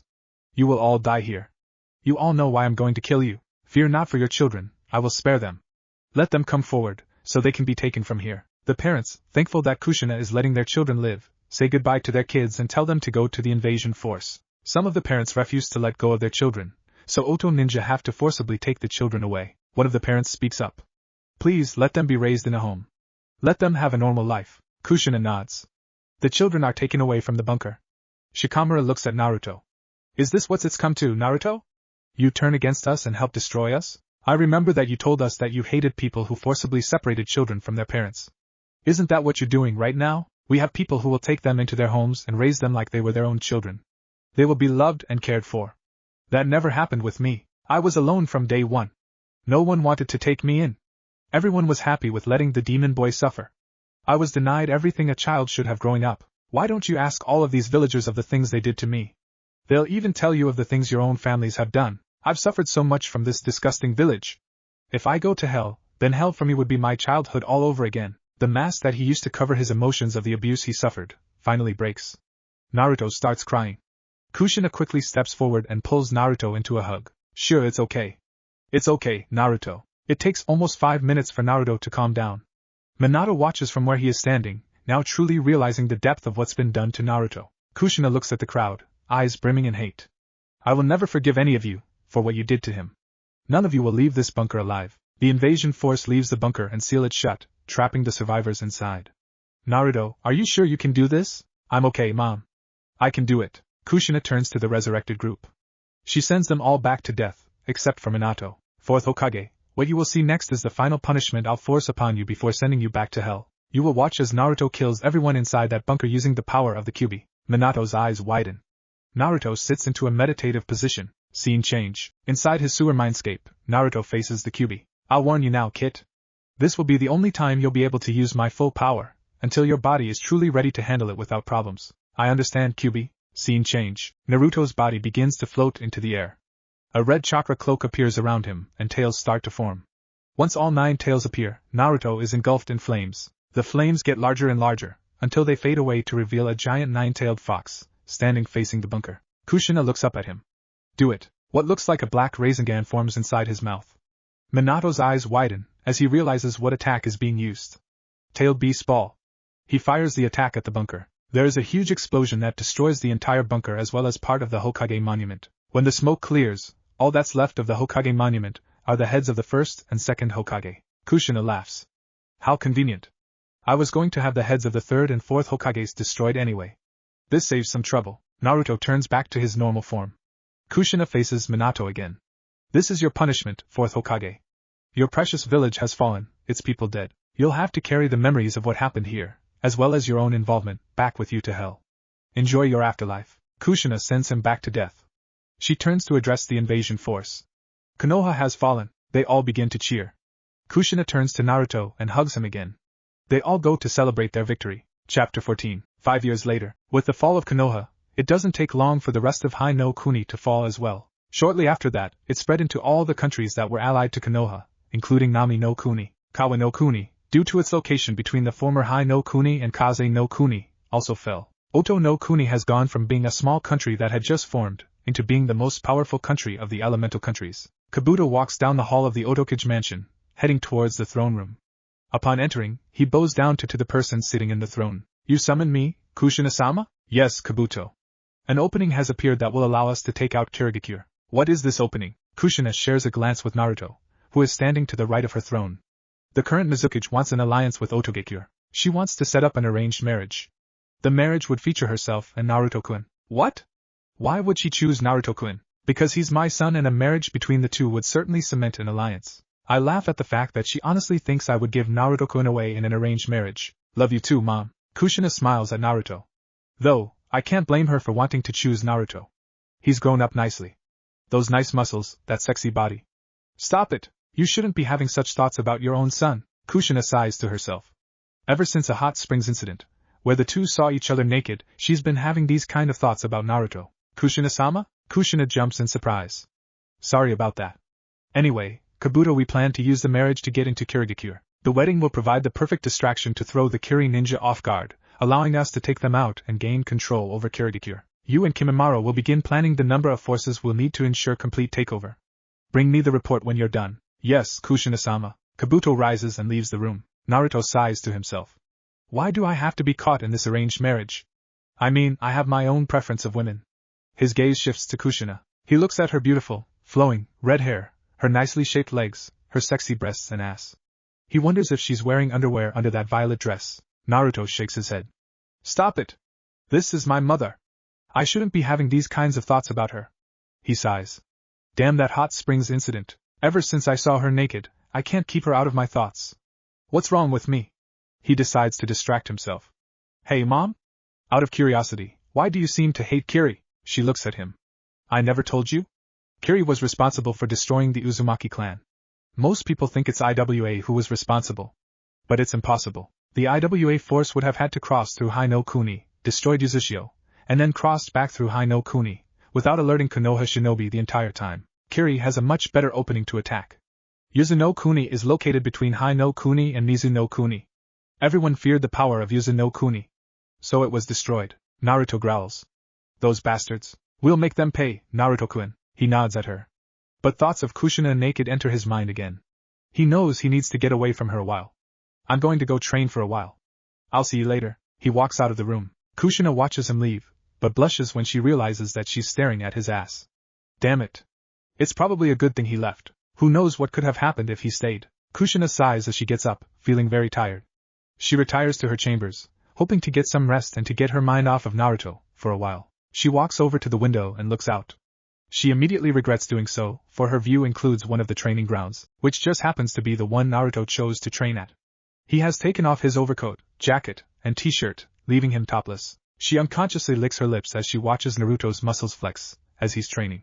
She realizes she's staring, but she can't look away. She hangs her head as she feels a familiar ache between her legs and knows that she can't escape from what she's about to do. Vanex. As of June 4, 2012, the Lime scene with Kushina has been removed in compliance with this site's reminder about stories with sexual content not being allowed.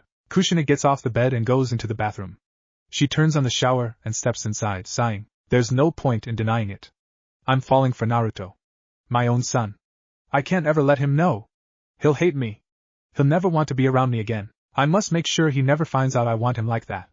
No matter how much it hurts to do so. She sighs as she lets the water wash away the sweat on her body. Scene change. The next day, Kushina is sitting on her throne again. Kushina-sama. She looks up to see Kabuto kneeling before her. What is it, Kabuto? Here's the report you asked for. He hands it to her, and she looks over it. Excellent. Begin gathering the necessary forces. Once that's done, I'll take Naruto-kun to meet his bride. Yes, Kushina-sama. Kabuto quickly leaves the room. Kushina smiles. Soon, Kirigakyo will fall, and I'll be one step closer to bring all the elemental countries under my control. Chapter 15. In the office of the Mizukage, Mei Terumi sighs as she listens to her advisors. Mizukage-sama, please reconsider. They will destroy us. Mei sighs. Will you two stop? I'm not going to change my mind. It's the best chance we have to have peaceful relations with Odogekure. They have no interest in peace. All they want is to conquer. Just look at what happened to Konohagakure. You have no way of knowing that. Besides, Konoha's destruction was due to the things they did to the Otokage's son. We've done nothing like that, so we should be fine. The advisors shift nervously. Okay, what are you two not telling me? Well, in the last war, we just might have been responsible for destroying the Otokage's homeland. What? Why did we do that? Well, the Uzumaki clan was feared by all the villages.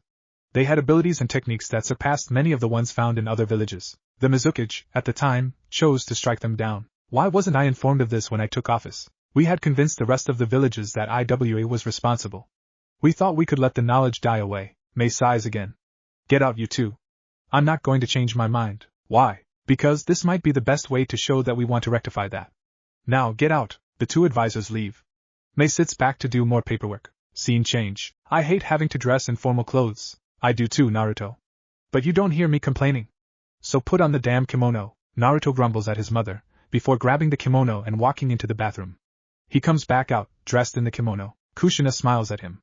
You look so cute in that kimono, Mom. Kushina laughs as she and Naruto travel to the cart that will transport them to Kiri. Scene change. Mei looks up as there is a knock on her door come in. The door walks in and one of her ninja walks in. Mizukage-sama, we've confirmed that the Otokage and her son are on their way here. Very good. Return to your post. Yes, ma'am. The ninja leaves. Mei sits back to think. Oh, I can't wait to meet my future husband. From everything I've heard and seen, he sounds like a hot stud. She giggles perversely, before getting back to her paperwork. Scene change. Achoo. Someone must be talking about you, Naruto. The Uzumaki-do are riding in their cart, on the way to Kiri. So, what's the plan, Mom? Well, we'll arrive in Kiri, pretending like we want to go through with the wedding.